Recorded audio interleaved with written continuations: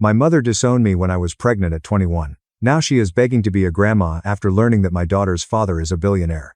I told my mother I was pregnant at 21. She gave me 2 hours to pack and leave. Said I'd chosen motherhood and could handle the consequences alone. Changed locks while sitting on the front step with 2 garbage bags of clothes and nowhere to go. My daughter's father was a college freshman orientation one-night stand. Matthew was visiting from Switzerland, but I didn't know his last name. Never saw him again after that night. He didn't know his number or school. I quit school, moved into a shelter, and left Ella in a county hospital while my mother told everyone I went to Vegas to strip. Absolute hell lasted 6 years. Customers grabbed my ass for $3 tips while waiting tables at a diner. Black mold and roaches in a studio. Ella slept in a dresser drawer because I couldn't afford a crib. Food stamps, WIC appointments, 5-mile walk to work because the bus didn't leave early. My mother's 4-bedroom house was 30 minutes away. Without calling or visiting, she told family I was dead. My sister Olivia secretly met me at Parks and brought Ella consignment clothes, but she was too scared to do more. Mom threatened to cut her off if she helped me. I succeeded, though. I got my GED online while Liam slept. 3 years old. She started community college. Got better waitressing jobs, saved money, and moved to a safer apartment. Ella was smart, funny, read at 4, and did basic math before kindergarten. Everything I did was for her. I saw a man enter my restaurant last month. An expensive suit with a Swiss accent stared at me. Finally, asked if I attended State University 6 years ago. My heart stopped. Matthew became Alexander Blackwood. His family ran luxury hotels in Europe. After his cousin showed him my university orientation archive photo, he searched for me for 3 years. He hired investigators, searched social media, and spent thousands to find a girl he'd spent one night with because he couldn't forget me. Telling him about Ella, showing her photo, he cried in the restaurant. His father pushed him to marry someone else. Alexander declined, thinking about the American girl who drunkenly quoted Shakespeare and laughed at his bad jokes. His desire was to meet Ella immediately. In a week, he set up a trust fund for her, bought us a house, and demanded $12,000 a month for 6 years of child support. After flying in from Switzerland, his family embraced Ella and showered her with gifts and affection. My mother returned then. She came to my new house with flowers and tears, admitting her mistake. She missed us a lot. Family should pardon. My neighbors told her about the Mercedes in my driveway, Swiss license plates, and high-end store delivery trucks. Her research revealed Alexander's identity and family value. Since Ella had a trust fund and Swiss finishing school potential, she wanted to be involved. I let her in and talk. She talked about second chances, my youth, and her desire for the best. After seeing Ella's photo with Alejandro's family at their Swiss estate, she was beaming. We should plan her 6th birthday together, said. Maybe in Switzerland. I've always wanted to see Geneva. Alexander entered from the kitchen. He heard everything. My mother looked radiant, extended her hand, and gushed about her granddaughter. Alexander inspected her hand for sewage. He whispered, "You're the woman who threw out your pregnant daughter?" My mother mumbled tough love and responsibility. Alejandro showed her his phone. Her face blanched.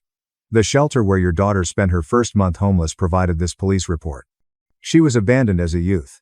Her social services file shows she applied for emergency housing at 8 months pregnant. This hospital record shows she gave birth alone as indigent. Want me to continue? Alejandro interrupted my mother's explanation. He swiped to another screen and faced her. He spoke quietly but sharply. The shelter intake form displayed my name at the top and a red checkbox for abandoned minor. My mother started speaking, but Alejandro interrupted her to ask if she wanted him to finish his investigator's 6-year documentation. I froze by the kitchen doorway, gripping the frame, watching her make excuses. She said she didn't understand how bad things were, thought I'd figure it out, and was angry and scared. Alejandro scrolled through more screens without looking away, presenting hospital and social services records like evidence in court. Tears mixed with my mother's foundation, which she'd carefully applied before coming here. She spun around and trembled, saying she'd been so scared, made a terrible mistake, and thought about me every day. I stepped back before she could touch me and spoke calmly when I told her to leave. Alejandro walked beside me silently, supporting me as I opened the front door. My mother stood in the middle of my new living room, looking shocked. She requested that we talk so she could explain. I held the door open with my heart racing so loudly I thought everyone could hear it, but my hand didn't shake the knob. She collected her purse and flowers and walked past me with her head down and more tears. Before closing the door, I watched her get into her car and drive away, then leaned against it for a while as my legs weakened. Alejandro and I sat at the kitchen table after I checked that Ella was still sleeping upstairs, her nightlight glowing softly through her door crack. He apologized for ambushing me with the documents, saying he'd hired investigators to find me and gathered everything. He kept my full survival story in the files in case I needed proof. I held a cold mug of tea as we discussed what to do. I expected him to push for immediate family visits and plans with Ella, but he surprised me by suggesting legal paternity confirmation first. He said Ella and I deserved official and protected security after managing a loan for so long. 3 days later, we met Rachel Green in her downtown office with thick carpet and framed law degrees. She was younger than expected, maybe mid-30s, and wore a practical suit and a serious face. Rachel explained that Alexander Blackwood hired her to represent my interests, not his, and that she worked for me alone despite receiving his fees. She guided us through a court-admissible DNA test that would stand up in court. Having a lawyer who answered only to me was strange but safer than expected. Rachel took notes on a yellow legal pad as she asked detailed questions about what I wanted protected and what worried me most. Before test results arrived, she explained financial boundaries with a folder of documents. Alexander immediately put back child support into an escrow account that would release after official paternity confirmation. He couldn't take the house he bought back whatever happened between us because it was in my name with legal protections. It was overwhelming to read page after page of terms and clauses, but Rachel explained each section in plain language. She listed every precaution she'd taken to protect Ella and me in case something went wrong. My hand cramped as I signed where she instructed, but I was grateful for every word that prevented uncertainty. Olivia texted me that Mom was calling every relative after we finished. She told them I kept Liam a secret out of spite and was cruel for not letting her be a grandmother. The old fear of family isolation hit hard. Disconnection and loneliness had defined the last 6 years. I reminded myself that most of those relatives thought I was a Vegas stripper anyway. They never contacted me when I needed help. Ella looked up at me curiously as we sat on her bed with her stuffed rabbit under one arm that evening. I simply stated that a European friend I'd known before she was born wanted to meet her. I told her we'd take our time to find out if he was nice. I didn't call him father because nothing was confirmed and I wouldn't break my promises. Ella nodded seriously and asked if the friend liked cartoons too. I didn't know, but she could ask him questions and decide how she felt. At the end of the first week, we met at a sunny Saturday morning public park with newer equipment and wood chips instead of concrete. Alexander brought a cheap soccer ball and asked Ella about her favorite color and playgrounds. Standing half behind my leg, she was shy at first but curious enough to say she liked purple and swings. I watched them kick the ball on the grass from close. Alejandro, moving slowly and speaking softly. Ella stopped the ball with her foot and asked why he spoke funny, tilting her head like a puzzle. Alejandro laughed warmly and said he was from Switzerland, where people speak differently. He told her McDonald's is there, but the menu is in French and German. I saw him be honest and age-appropriate. Instead of promising trips or gifts, answer her questions like she was a real person whose thoughts mattered. I watched from a bench as they kicked the ball. Near enough to intervene, far enough to interact. Ella's guard relaxed as they played, but she still looked at me every few minutes to make sure I was there. My mother left a voicemail on day 8 that I listened to twice before deleting. She said she forgives me for keeping Ella from her for years. She wanted to move forward as a family for Liam and was ready when I was. I was angry and tired after listening. Dealing with an incomprehensible person exhausts you to the core. I didn't call back because I needed time to think and was done rushing into hurtful things. While I spread peanut butter on Ella's lunch, the phone sat silent on my kitchen counter. I realized that not responding was better than explaining myself again. I drove straight to work for the early shift, after dropping Ella off at kindergarten the next morning. I took my noon break and walked 3 blocks to the public library where I studied for my GED when Ella was a baby. I used an empty computer terminal in the back corner to research grandparents' rights in our state. The laws were strict, requiring proof of a relationship or that stopping contact would harm the child. My mother had neither, but the websites warned that determined grandparents could file petitions and drag families through thousands of dollars in court battles. I wrote statutes, case names, and filing requirements in a notebook. Gathering information made the fear seem smaller, more manageable, like something I could prepare for. I took phone photos of the relevant pages and emailed Rachel with a brief message asking if we should be worried. I put on my apron and took dinner orders at the restaurant. Still half thinking legal terms. Rachel's name appeared on my phone during my break the next afternoon. She wanted to schedule a consultation to protect Ella and me from legal harassment, saying we needed a paper trail and clear boundaries before my mother could gain legal ground. To accommodate the appointment on Tuesday at 10 a.m., I swapped shifts with another server. 2 regular customers sat in my section on Friday night, whispering loud enough for me to hear about the Mercedes with Swiss plates parked outside and whether I was dating a prince. Though my face burned, I kept my pen steady on the order pad and wrote their food choices clearly. A few minutes later, My manager saw me frozen by the kitchen door and quietly asked if I was okay, offering to move me to different tables if people were bothering me. I thanked him but said I could handle it, though my hands shook as I carried plates back to the dining room. Olivia texted on Saturday afternoon asking if we could meet for coffee somewhere out of the way. I suggested a place across town near the highway where no one from our neighborhood would recognize us. She was already in a corner booth when I arrived. She had her college textbook on the table, but her eyes looked sad. We ordered coffee, and she said she wanted to help me but was afraid Mom would cut her off financially because she was only halfway through her degree and couldn't lose her tuition. I squeezed her hand across the table and told her I understood, and that she'd helped us more than anyone by sneaking supplies during those terrible years. We cried quietly and wiped them away so other customers wouldn't notice. Monday morning's DNA test at a downtown medical office with official documentation and chain of custody procedures felt more serious than expected. A technician in blue scrubs explained each step on labeled forms and swabbed Ella's cheek and Alexander's with long cotton sticks. Ella laughed and asked if they were checking for cavities like the dentist, and Alexander smiled and said something similar. We agreed silently not to tell her what the test was for until we had results, keeping our explanations simple, honest, and not scary. Ella ran to the car, talking about how the stick tickled, while Alejandro and I looked relieved. Week 3 brought the lawyer consultation where Rachel spread options across her conference table like cards in a complicated game. We could establish a formal custody arrangement through the courts, create privacy protocols to keep this situation out of gossip circles, and send a cease and desist letter to my mother if she kept harassing us. The clarity helped, even though the paperwork looked endless, stack after stack of forms that needed signatures and notarization. Alejandro and I spent 2 hours that afternoon drafting a co-parenting outline that started with supervised visits and built gradually based on Ella's comfort level. Rachel suggested specific schedules with backup plans for holidays and sick days, making it feel real and manageable instead of scary and overwhelming. We both signed the draft to show good faith while we waited for test results, our signatures looking official at the bottom of the page. On Thursday, my phone rang during my dinner shift, and I saw Ella's school number on the screen. The administrator's voice was calm but firm, explaining that my mother had shown up at the office claiming to be the grandmother and asking about pickup procedures. I told my manager I had an emergency and left work immediately, my hands shaking with protective anger as I drove the 6 blocks to the school. The administrator assured me they hadn't released any information and asked if I wanted to file a formal restriction to prevent future incidents. I said yes without hesitation, filling out the paperwork right there in the office while Ella played on the playground, unaware of what had happened. Through Rachel, I sent my mother a written letter the next day, establishing a no-contact boundary and explaining that any further attempts to access Ella or spread family rumors would result in legal action. Signing it made me feel sick with guilt, but also strangely powerful, like I was choosing safety over keeping the peace for the first time in my life.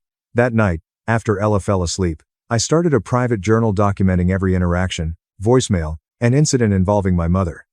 Rachel had said it could matter in court someday, but it also helped me process everything, turning the chaos into organized facts on paper.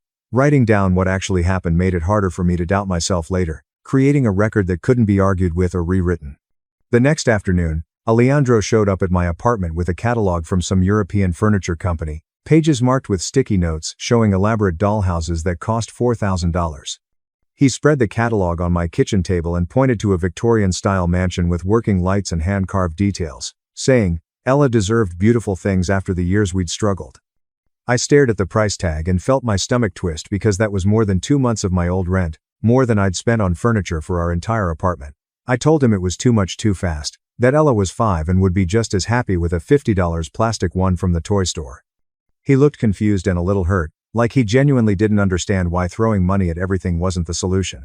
We sat there for 20 minutes talking through it until I explained that experiences mattered more than expensive stuff. That taking her to the children's museum or the zoo would create better memories than a dollhouse she'd outgrow. Alejandro listened and actually adjusted his thinking instead of pushing back, suggesting we plan a weekend trip to the science center with the interactive exhibits Ella loved. That willingness to hear me and change course mattered more than any gift he could buy. 3 days later, the DNA results arrived by courier in an official envelope with lab seals and legal stamps. Alejandro came over that evening and we sat on my couch reading through pages of genetic markers and probability percentages that all confirmed what we already knew. We called Ella in from her room where she'd been coloring and sat her between us on the couch, keeping our voices calm and simple. Alexander told her he was her daddy, and that he'd been looking for us for a very long time, that he didn't know about her before, but now he did and he wanted to be part of her life. Ella processed this quietly, her face serious in that way kids get when they're trying to understand something big. Then she asked if this meant she had grandparents in Switzerland like her friend Maya had grandparents in California. We said yes, that she had a whole family there who wanted to meet her when she was ready, but only when she felt comfortable. She nodded and went back to her coloring like she needed time to think about it alone. The next morning, I met with Rachel at her office and she recommended a child therapist named Phyllis Moore who worked specifically with kids going through major family changes. We scheduled an intake appointment for the following week, giving Ella a safe space to process everything without us hovering. Rachel explained that professional support wasn't admitting failure. It was protecting Ella from being overwhelmed by adult situations. I was learning that asking for help didn't mean I was weak. It meant I was smart enough to know when we needed guidance. That same afternoon, my phone rang during my shift at the restaurant, and I saw a local area code I didn't recognize. The voicemail asked me to call back regarding a comment on the secret air story that was apparently spreading online. My hands started shaking as I listened to the reporter explain she'd heard about Alexander Blackwood's daughter and wanted to verify facts before publishing. I immediately called Rachel Green from the restaurant bathroom, my voice tight with panic. She told me to activate the privacy plan we'd discussed, which meant zero engagement with any media and letting the story die from lack of information. We agreed to say nothing publicly and treat silence as our strongest defense. 3 days later, a thick envelope arrived in my mailbox with my mother's handwriting on the front. Inside was a 5-page letter that mixed apology language with conditions and demands, saying she was sorry for her mistakes, but also listing all the places she wanted to take Ella, and suggesting we plan a family trip to Switzerland together. She wrote about how much she'd missed us and how families should forgive. But every paragraph came with strings attached and expectations that I'd forget 6 years of abandonment. I read it twice and recognized the manipulation pattern clearly now, seeing how she was trying to force her way back in by acting like everything was already forgiven and we were already a happy family again. She wanted access to Ella and Alexander Blackwood's world without actually earning back trust or proving she'd changed. The letter went into my documentation folder with all the other evidence. The following Tuesday, I met with Phyllis Moore at her office while Alexander waited in the lobby. She asked detailed questions about Ella's routine, her personality, how she'd handled changes in the past, what worried me most about this transition. Then, Alexander came in and we both explained the situation from our different perspectives, while Phyllis took notes. After an hour, she brought Ella in for a session using toys and art supplies, keeping everything gentle and age-appropriate. Ella drew pictures and played with dollhouse figures, while Phyllis asked casual questions about her family and feelings. At the end, Phyllis told us to keep Ella's schedule very predictable and introduce changes gradually, letting Ella control the pace of relationship building. She gave us specific scripts for talking about hard topics and ways to check in with Ella without making her feel interrogated.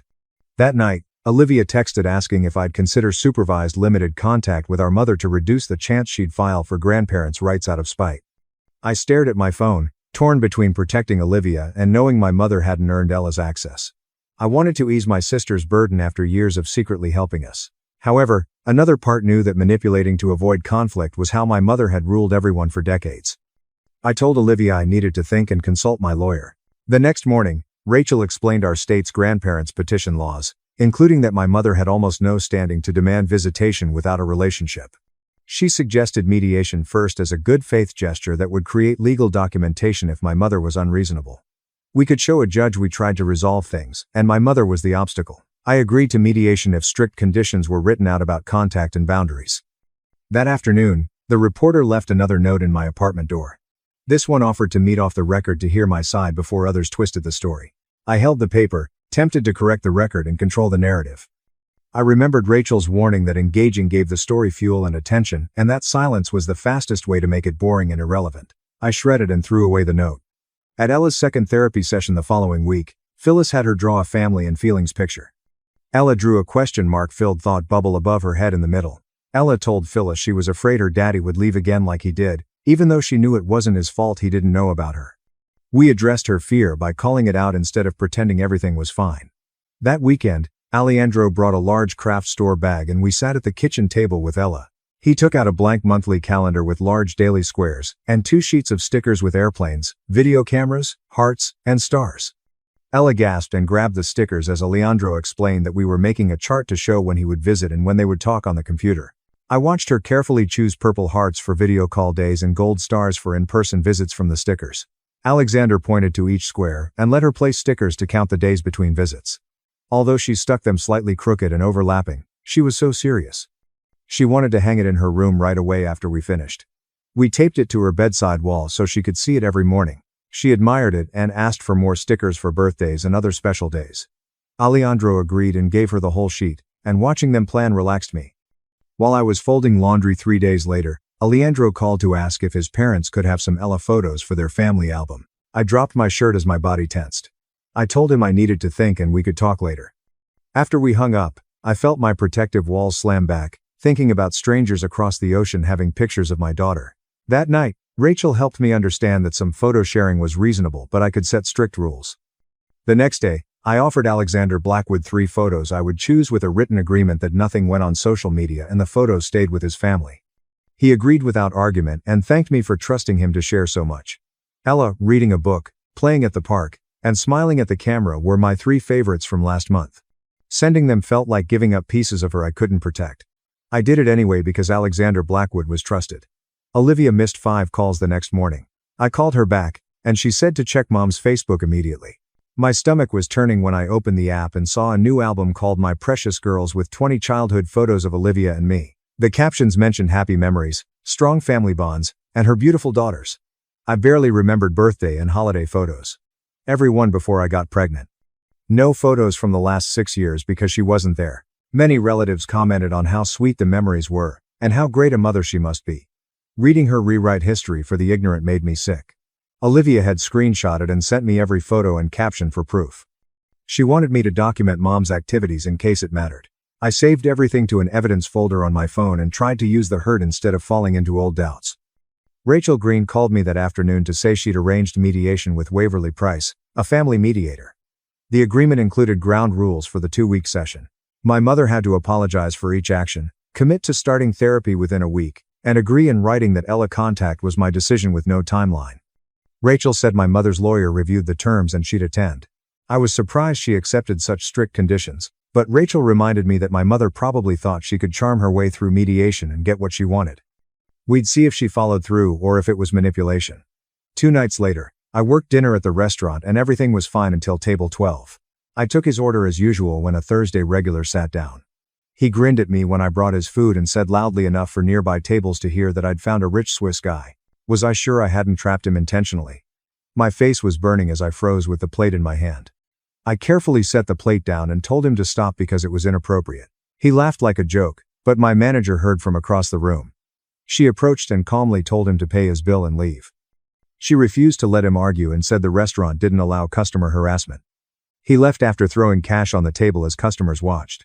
My boss squeezed my shoulder and told me to take a 5-minute back break. I stood in the kitchen shaking with anger and relief that someone supported me. Alejandro and I met with our lawyers at Rachel Green's office the following Monday.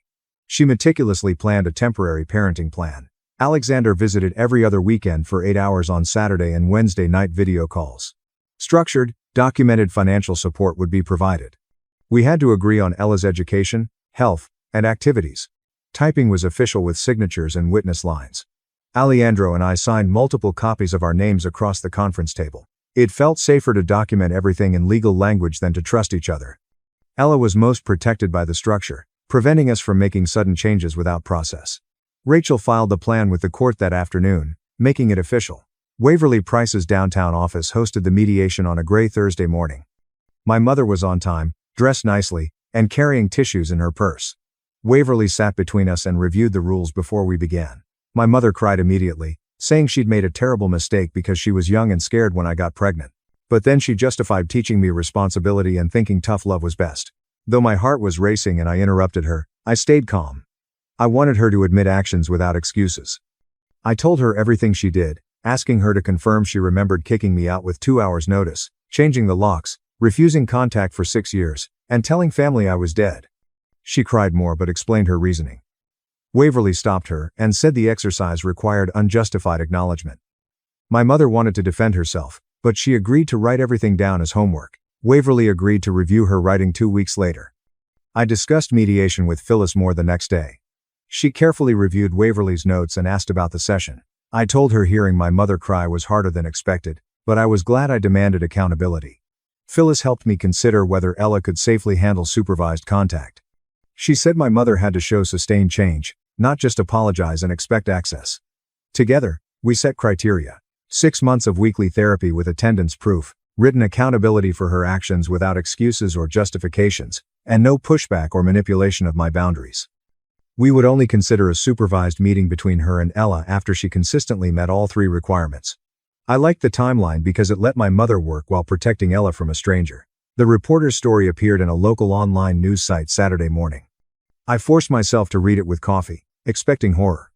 It respected and prioritized privacy rights for complex families. After the reporter fact-checked everything and I declined to comment, most of it was legal boundary speculation that died down within 2 days. It wasn't gossip, which relieved me. Some coworkers saw it, but nobody asked. Olivia texted me that afternoon. Mother texted her all morning complaining that I was keeping her grandchild from her and asking Olivia to talk to me on her behalf. Olivia didn't relay Mom's complaints or mediate this time. She texted me to say she'd told Mom to work with the mediator and stopped using her as a go-between. She said she was tired of being in the middle and that Mom needed to gain our trust through her actions. I texted back thanking her and praising her for setting that boundary. Olivia seemed to be finding her voice, instead of pleasing everyone. I made Ella breakfast the next morning and Alexander Blackwood asked if we could meet at the park near my apartment to discuss his schedule. I agreed and we sat on a bench observing Ella play on the swings 20 feet away. He showed us his phone calendar and suggested staying for a week instead of 3 days, saying his family wanted more time with Ella and he could work remotely from the hotel. I tensed up and told him the therapist had said gradual increases were best for Ella because jumping from 3 to 7 days was too fast. He looked frustrated, ran his hand through his hair, and argued she was fine. I interrupted him and said we shouldn't push harder just because she seemed okay. That kids often showed stress unexpectedly later. He sat quietly while Ella pumped her legs on the swing, then nodded and said he understood even though leaving was hard when things were good. I liked that he listened instead of arguing and slowed down even though it was against his will. We decided to stay 3 days this time, and add 1 next month if Ella adjusted well. We felt like we were learning to work together, instead of just sacrificing to keep the peace. Waverly Price emailed me an attachment 3 days later, showing my mother's first therapy intake appointment. A licensed therapist signed a form confirming the session date and time and a treatment plan outline for weekly appointments. I stared at the document for a while, hoping but mostly skeptical. 1 appointment didn't erase 6 years of abandonment or decades of conditional control. Waverly's email was professional and neutral, not exaggerating progress. She reminded me that lasting change takes months, not weeks, and that this was just the first step. I added the email to my mediation documentation folder, adding to the growing pile of evidence that tracked everything. That afternoon, I drove to my old neighborhood for the first time since moving. I parked outside Ella and my moldy studio apartment, where we lived for 3 years. The front door paint was still peeling, and the parking lot still had oily water potholes. The memories weighed me down as I sat with the engine running and windows up. The mildew smell that persisted despite bleaching. Ella crying from hunger while I waited for my paycheck to buy formula. Because the bus didn't arrive early for my shift, I walked 4 miles to work in the dark, counting coins to see if I had enough for the laundromat or another week of dirty clothes. My daily fear and calculation of which bill to skip to eat. I gripped the steering wheel and remembered why I was careful. Why I doubted everything, built safety nets, and put off trusting people. That wasn't paranoia or difficulty. I learned that by surviving without help. That instinct saved Ella and me when we were desperate. I left the building after 10 minutes, and drove home to our safe, roach-free apartment, feeling grateful and angry at how hard it was. Ella cried into her pillow that night about being confused. Sat on her bed edge. I asked what was confusing her. She wondered why she had to go to Alejandro's hotel instead of him coming to our house. That having 2 places and not knowing which was home was strange. Watching her struggle to understand something at her age hurt my chest. I took her favorite stuffed rabbit from the shelf and told her we would make a routine for between houses. She and I practiced in her room. The rabbit went in her small backpack first. We sang the ABCs while she put on her shoes. Her 3 hugs and my 3 kisses preceded her departure. We'd reverse everything when she got home. She stopped crying and made me practice it 5 times until she remembered. By the end, she laughed when I pretended to forget the letter after M. I tucked her in and promised to repeat the ritual every time to make her feel safe, no matter where we were. Waverly Price's office hosted the mediation follow-up on Tuesday morning. Mother arrived 10 minutes early and sat in waiting room with folder on lap. Waverly called us back and we sat in the same chairs, same distance apart.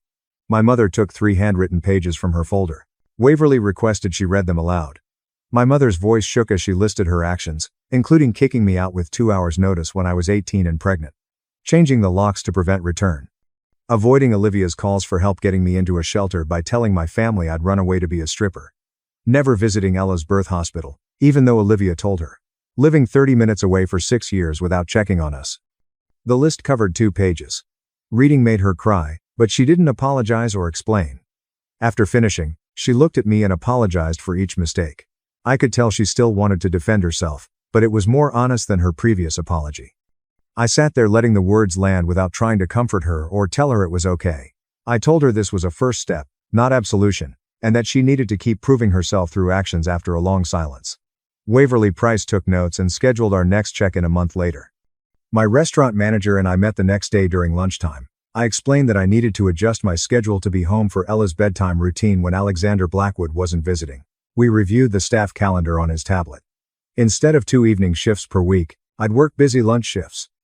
Lunch shifts paid better due to higher table turnover and more consistent business lunch tips. After 3 years of reliability, he gave me first dibs on the schedule and preferred to work with me rather than lose me to another restaurant. I thanked him and felt relieved that this was coming together. Slowly adding logistical wins made the situation feel more stable and less like it could collapse at any moment. Alejandro and I wrote Ella's school statement for 2 hours at a coffee shop. We kept it straightforward. Ella's father was found after a long search. We started co-parenting. Both parents asked that questions and concerns be addressed privately rather than with other parents or staff.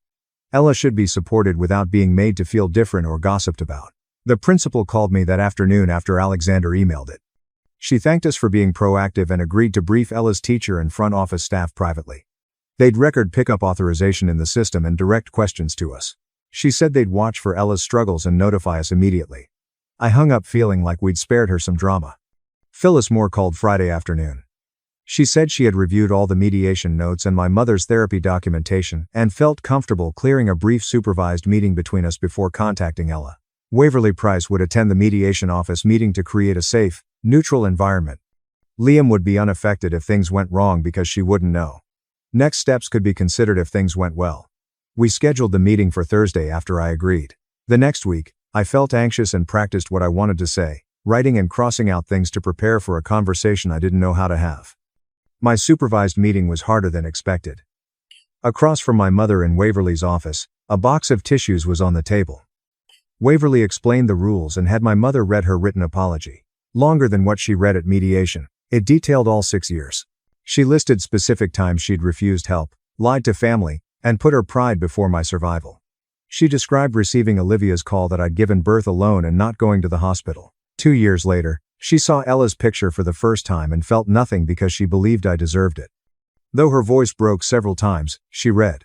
She finished, put the papers down, and cried without defending herself. Just sat there and let the words land. Stopped denying my anger and hurt to make her feel better. After several minutes, I told her I hurt her. I wasn't ready to forgive her. Though it wasn't okay, I acknowledged that she'd written and read it honestly without excuses. Waverly asked my mother what I needed next. I said constant therapy, respect for my boundaries, and time to prove she changed. The rest of the session was spent negotiating limited contact. No overnight Ella visits until further notice. No unsupervised time with her for 6 months. Ella's health reviewed every 3 months. Whether my mother continued therapy or not, she could be called grandma, but with strict rules that could be revoked if she crossed any lines. My mother accepted everything without negotiation. She acknowledged she had broken my trust and that it would take years to restore it. Waverly recorded our agreement and promised a written summary within 2 days. I left the office exhausted but feeling like the boundaries were finally clear and fair. My mother would influence Ella, but only after she'd proven herself trustworthy through sustained action. On a Tuesday night, I made a park party supply list for Ella's birthday 3 weeks away. Balloons, paper plates, a grocery store sheet cake, and tag or duck goose. Alejandro saw my notebook on the kitchen table when he dropped off Rachel's papers that night. I told him about the park, how Ella's kindergarten friends would come, and how we'd keep it simple and fun. He paused, then suggested hiring a princess party company or renting a venue with activities. I thanked him but declined because 6-year-olds didn't need fancy entertainment and Ella would rather run around with her friends eating cake. He looked disappointed but asked how he could help. I assigned him decorations and games with a $70 budget and a list of dollar store items. The next day, he texted me pictures of streamers and balloons he'd chosen, asking if the colors matched. It felt normal to a greater extent than any expensive party. My mother called 2 days later while I folded laundry. She suggested Ella visit Switzerland for her birthday, possibly to see the Alps and stay at a family hotel. I stopped mid-fold and told her we were focusing on small local visits and not traveling internationally. She gently objected, saying Ella would learn and the family wanted to meet her. I reiterated that rebuilding trust required respecting boundaries without arguing. After quieting down, she said she understood. No guilt, no manipulation, just acceptance. After hanging up, I was surprised and hopeful that the therapy was working. Rachel Green held a Friday afternoon office meeting to finalize everything legally. Alejandro and I found her conference table covered in papers. Our parenting plan and schedule, child support, trust, structure, and court filing documents. We spent 2 hours reviewing each section to ensure we understood what we signed. Rachel explained the trust's monthly payments and how I'd manage them with a financial advisor. She had already scheduled an appointment for me with a person who taught people who suddenly made money how to budget and invest instead of just spending. The advisor gave me a business card with her name. First meeting next Tuesday. Alejandro signed everything without hesitation, and I signed with a shake because it felt so official and permanent. Rachel said she'd file the parenting plan with the court by Monday and we'd have co-parent status within weeks. After leaving that office, I felt like the ground was finally solid. We went to a quiet place a few blocks away for coffee and conversation after Alejandro asked. He looked nervous, stirring sugar into his espresso, and said his father, William Blackwood, had been calling him every other day about settling down. His father kept hinting that Ella's existence would legitimize everything and change the family situation, making me a good match. I was nervous this would come up, so my stomach dropped. Alejandro quickly stated that he had informed his father, such a romance was unlikely immediately or ever. We needed to be stable co-parents first, not some arranged relationship to make his family happy. He said our respectful distance was more important than any grand gesture or relationship. Proving we could work together for Ella was crucial. I appreciated his candor and agreed. Glad we agreed. Ella's stability trumped fairy tale endings. Rachel informed me the following week that my mother had completed 3 therapy sessions and was taking the work seriously. The email noted that real change took months or years, not weeks, but early signs were promising.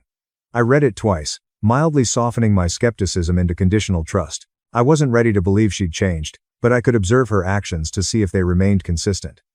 Words were easy, but weekly therapy and respecting boundaries were harder. A downtown family center hosted the first supervised visit on Wednesday afternoon. I drove Ella there and brought her inside, where a staff member met us in the lobby. My mother was sitting at a small table with crayons and coloring books in the visit room. I visited the building but not the room, sitting in the waiting area with a distracting book.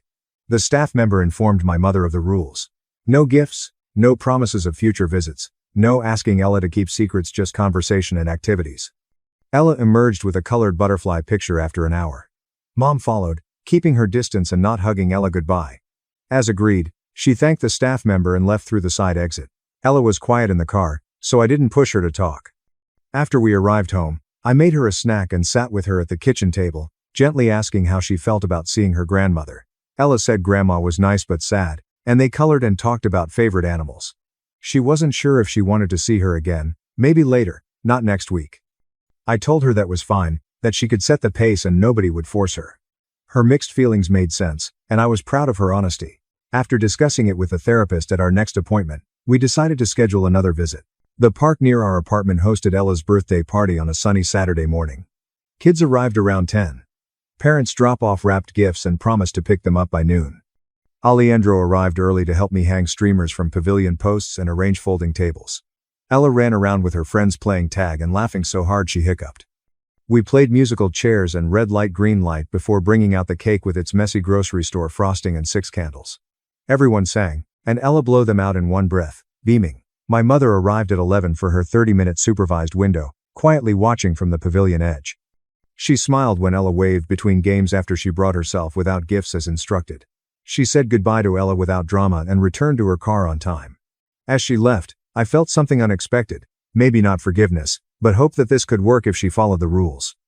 Olivia met me for lunch the following Tuesday at a sandwich shop between our apartments. She appeared more relaxed than in years. Over Turkey Club, she informed me that she would no longer listen to our mother's complaints about me and that she could talk to her therapist instead. Olivia persisted after Mom resisted, and their conversations are now shorter but less toxic. We discussed what it meant to be sisters instead of just 2 people who survived the same difficult mother and made plans to hang out more and build our own relationships away from family drama. It was nice to have an ally who understood my past and didn't pressure me to forgive.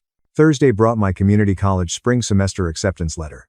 I applied weeks ago but didn't think it would happen. Business fundamentals, English composition, and accounting basic classes. The schedule fit Ella's kindergarten hours and Alexander Blackwood's visit days, and I no longer felt financial stress. I could buy textbooks without sacrificing groceries. I could study instead of working double shifts. Sitting at my kitchen table with that acceptance letter, I thought about the future Ella, and I had always wanted, the one I'd been building toward for 6 years of hell and survival. Realization was imminent. Not because someone rescued me, but because I fought for it and had the support. Finally, I felt solid ground under my feet after 6 years, and I was ready to continue.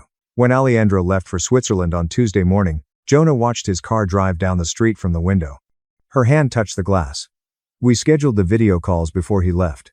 Her calendar had stickers she chose for specific times. The first call was at bedtime, and she showed him her room on the tablet, pointing at her toys and talking about kindergarten. He listened and asked questions, and when we hung up, she used the wall calendar stickers to count the days until his next visit. The system worked better than expected, giving her something to track instead of waiting and wondering. She knew when to expect him, making the distance easier. Made his absence manageable, not scary. Our counselor confirmed my mother's weekly therapy attendance as required. Monthly supervised visits with checkpoints every 3 months were scheduled to assess Ella's progress. I deliberately slowed down to protect Ella, not my mother. She was punctual for visits, followed the rules, and didn't try to get more access. I was most surprised by her lack of drama, as I expected her to push boundaries. Instead, she seemed to realize this was her only way back and needed to be careful. Olivia started meeting me for coffee every other week, and we talked about things other than our mother, building a relationship without family issues. I sat in our living room with the lights off thinking late one night after Ella fell asleep. It was quiet and safe in the apartment. There was nothing like Ella's first nights in the shelter in a dresser drawer because I couldn't afford a crib. The difference between then and now was stark. We had come a long way from that county hospital where I gave birth alone. The roaches in our old studio came to mind, customers who grabbed my ass for $3 tips, walking 5 miles to work at night. I didn't want those memories to fade as things improved. We needed to recall our location. Therefore, I never took this stability for granted. My heart held gratitude and caution. Both needed and real. Our new normal was messy but organized in hours. Ella had 2 respectful parents who coordinated schedules and put her needs first, even when it was hard. Her grandmother earned her entry with strict rules and checkpoints. And who was becoming a friend instead of a scared sister. Her mother had survived hell and built something solid, so she knew how much it cost to get here. We all ended up more stable, better, but not perfect. It was enough for us. At 12, I had 18 months to master 5 languages or face a boarding school prison. I exposed the abuse when Dad attacked my 10-year-old brother. After I used a French word instead of Spanish at 7, my mom smacked me across the face so hard I fell off my chair. My parents exclusively spoke English. They thought multilingual people were better and had ruined their lives by speaking only one. Mom cried over films of people switching languages, saying she felt lovely and dumb. Dad got drunk and declared he could have been important if he'd learned languages as a kid instead of working in a warehouse. When my older sister Claire was born, they decided their kids would be different. We spoke a new language every day of the week. Friday was Russian, Monday French, Tuesday German, Wednesday Mandarin, Thursday Arabic. Sunday was review and practice for all, Saturday was Japanese. You were immediately fined for misspeaking English or combining languages. Mom may have you write lines in the language you messed up, lock you up for hours, or not eat. Daily tutors visited the residence after school. My parents didn't understand the tutors' lessons, but they observed us closely to make sure we were learning. My brother, Leo, 10, had panic attacks before lessons because tutors would inform our parents if we weren't progressing fast enough. Mom and Dad recorded us, sent the movies to distant relatives, and posted them online with the description, "Look at our genius children." Even if they couldn't understand us, people were impressed by our linguistic skills. At 12, my parents gave me 18 months to acquire all 5 languages or attend a European boarding school for intensive language study. They gave me a prison brochure. Uniformed kids spend the first 2 years in silent classrooms without phoning or visiting home. Dad said, "We've already contacted them and they're expecting you unless you prove you can do this." I was exhausted from studying 3 hours after school. I was too tired to study anything but languages, so my grades sank. Leo began to break down and had terrible nightmares. One day, I snapped. I told my Mandarin tutor I was practicing advanced subject by speaking Mandarin gibberish. The tutor looked confused and asked me to repeat. I kept making unnecessary sounds in my pretend language. The teacher told my parents I was saying something unusual when they asked how class went. Web videos taught me a regional accent, and the tutor was illiterate, I informed my parents. I got away with it for 3 weeks. I'd talk trash in class and tell my parents the tutors couldn't test me. Leo joined in. Release was imminent. Parents recruited university linguists who spoke all 5 languages. After hours of testing, they quickly discovered our hoax. My dad went crazy when experts declared we spoke nonsense. He threw our language books one by one. Mom yelled about being ashamed and making them look ridiculous. They grounded us for 6 weeks and quadrupled study time. Before, after, and on weekends, our tutors were available. Maybe 4 hours of sleep and I fell asleep in class. My patience wore gone. Dad threw books at me, and my school counselor observed my arm wounds. Child Protective Services removed me and Leo the day she phoned. A foster family gave me my first chance to speak English whenever I wanted for 6 weeks. Tone and verb conjugation weren't issues. I enjoyed school again after Leo started sleeping through the night. Mom and Dad brought their lawyer and 5 tutors to family court. Our tutors said we were progressing, that multilingual education was healthy for kids. Our linguistics instructors said that while our parents were difficult, we were learning, and that removing us from that environment would erase years of work. Claire stated she appreciated her upbringing and that Leo and I were lazy. The judge sent us home. Dad said at the kitchen table that night, "From now on, there is no more English in this house. You speak the 5 languages or you don't speak at all." I was terrified. I kept my hands flat on the kitchen table to avoid shaking. Dad glances between me and Leo, expecting for a mistake or an English remark to prove his case. Leo looks at his lap and pumps his chest too fast, like he's trying not to cry. The deep silence rings my ears. Dad leaves the table and Mom follows without looking at us. Even that feels risky, so I briefly grasp Leo's palm under the table before releasing it. After 15 minutes of inaction, I get up and go to my room. The language timetable is on my door. Friday Russian, Monday French, Tuesday German, Wednesday Mandarin, Thursday Arabic. My childhood routine. Now there's no way out. Since nothing else is going on, I put on pajamas and go to bed at 8:30. I place my palm on the wall to comfort Leo. We'll sort it out as I hear him moving around his room. I don't believe it. The next morning, Mom wakes us at 5:30 instead of 6:30. In the kitchen, new timetables cover every wall. Rooms, kitchen, living, hallway, bathroom, pantry. Those 5 languages gaze at me everywhere. Mom says we're starting in French after looking at the Monday French schedule. She nods and brings me breakfast after I fool my head into speaking French. Mom shouts in French to wake up half-sleeping Leo. He flinches but replies in French. French breakfast and school prep. This feels heavier after years of doing it. I bear boulders of speech. I can finally speak English in school. Relief nearly made me cry in homeroom. Tuesday night leaves me weary and unable to think. German verb conjugations confuse me after 2 hours of homework. The German teacher leaves at 7. My head drops forward, waking me. Again, it happens. I don't wake up until Mom violently shakes my shoulder the 3rd time. I try to focus to her German rants but am brain sluggish. She makes me sit at the table and solve every problem while watching me to keep me awake. I have 4.5 hours to get up after completing at approximately 1 a.m. I faint after dragging myself to bed. When the alarm goes off, I feel like I didn't sleep.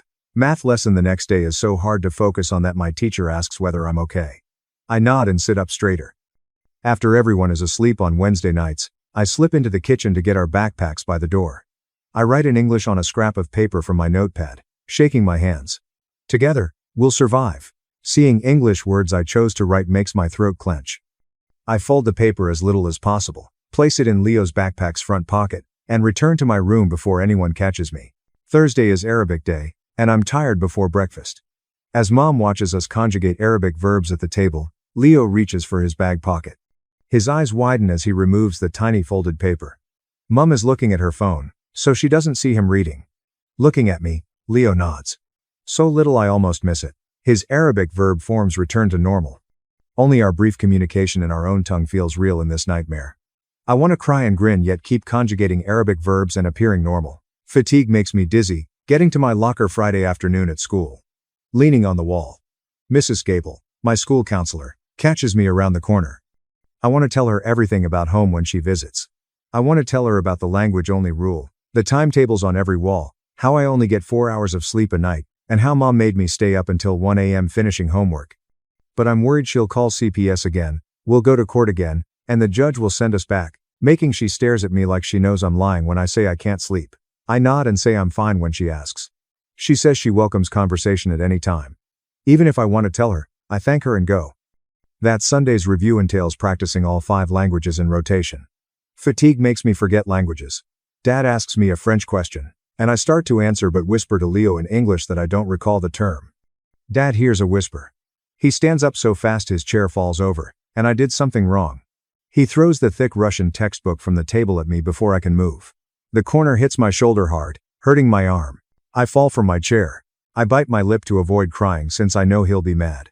The agony is terrible. Dad is above me yelling in English about breaching the rule. Ironically, him yelling at me in English for speaking English would be funny if I weren't terrified. Mom rants too. Leo cowers in fear. Dad tells me to stay in my room until dinner as I slowly stand up with a sore shoulder. Sitting on my bed upstairs, I inspect my shoulder with my shirt down. A dark bruise is forming where the book hit me. Looking at it changes something. Living this way is impossible. No idea what to do. I must act or break completely. Monday morning finds me in French mode, shoulder hurting under shirt. My science textbook is in my locker when I go to the library for lunch instead of eating. I open and examine the front cover's paper pocket. Writing in English in a notebook feels like breathing after being underwater. I write, Dad threw a book at me yesterday and it left a bruise on my shoulder. I explain the language-only restriction, falling asleep on homework, and Mom staying up until 1 a.m.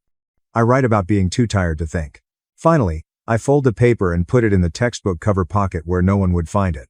I record every time they slap us, don't let us eat, or stay up late. How I'll use it is unknown, but I'll have proof. They'll reject my native language. Writing that eases my powerlessness, like I'm holding on to part of me while they rule. As I start my Mandarin homework in my room the next Wednesday, I hear Leo's door open. His Mandarin tutor Elena is due in 10 minutes. After Leo uses the potty, I hear this stomach-dropping sound. Rapid gasps cause him to cry. I rush into the hallway and find him crying and hyperventilating on the bathroom floor with his back to the wall. I bend alongside him and take his shaking hands. I mutter quietly in English because our parents will hear and kill us. Should breathe with me. In and out for 4 counts, like the foster mom taught us during our 6 weeks in foster care. Despite his efforts, Leo can't stop breathing. He says he can't breathe in English. His ability has expired.